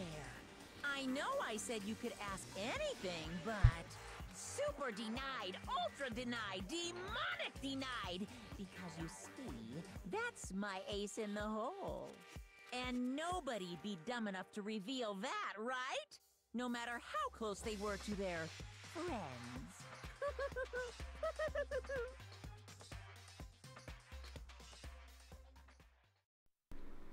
I forgot they had a scene like this. Boy's Life of Despair. The end. And we're now down to 10. This is sad and bad, but I am happy that this is a game that gets rid of the cast, because I don't think my voice could handle it. You receive the Crazy Diamond present.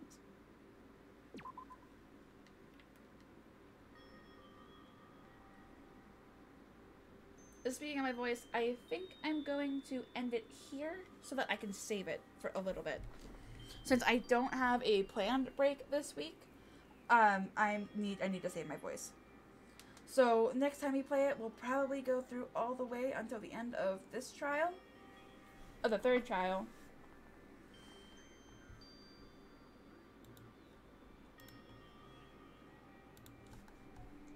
So that I can have a bit of a break now.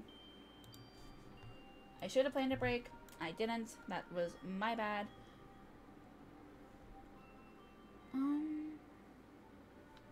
Oh, the one I had in mind, it quit. Damn it.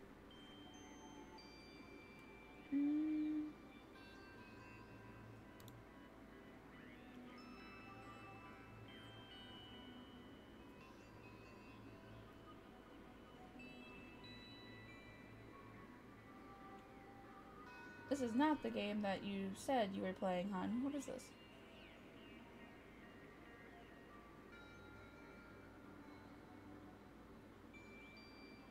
Okay, I don't know what you're playing. Okay, so not you.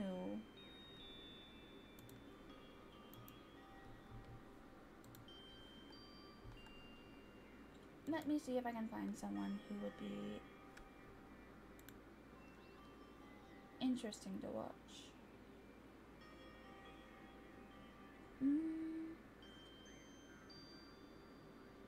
Wait, I know you. I think I know you. Hold on.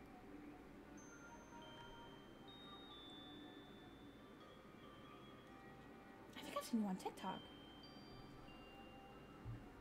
He's playing Cult of the Lamb. Okay, we're gonna go with Kohi Mocha. He's playing Cult of the Lamb. He has a very pretty model.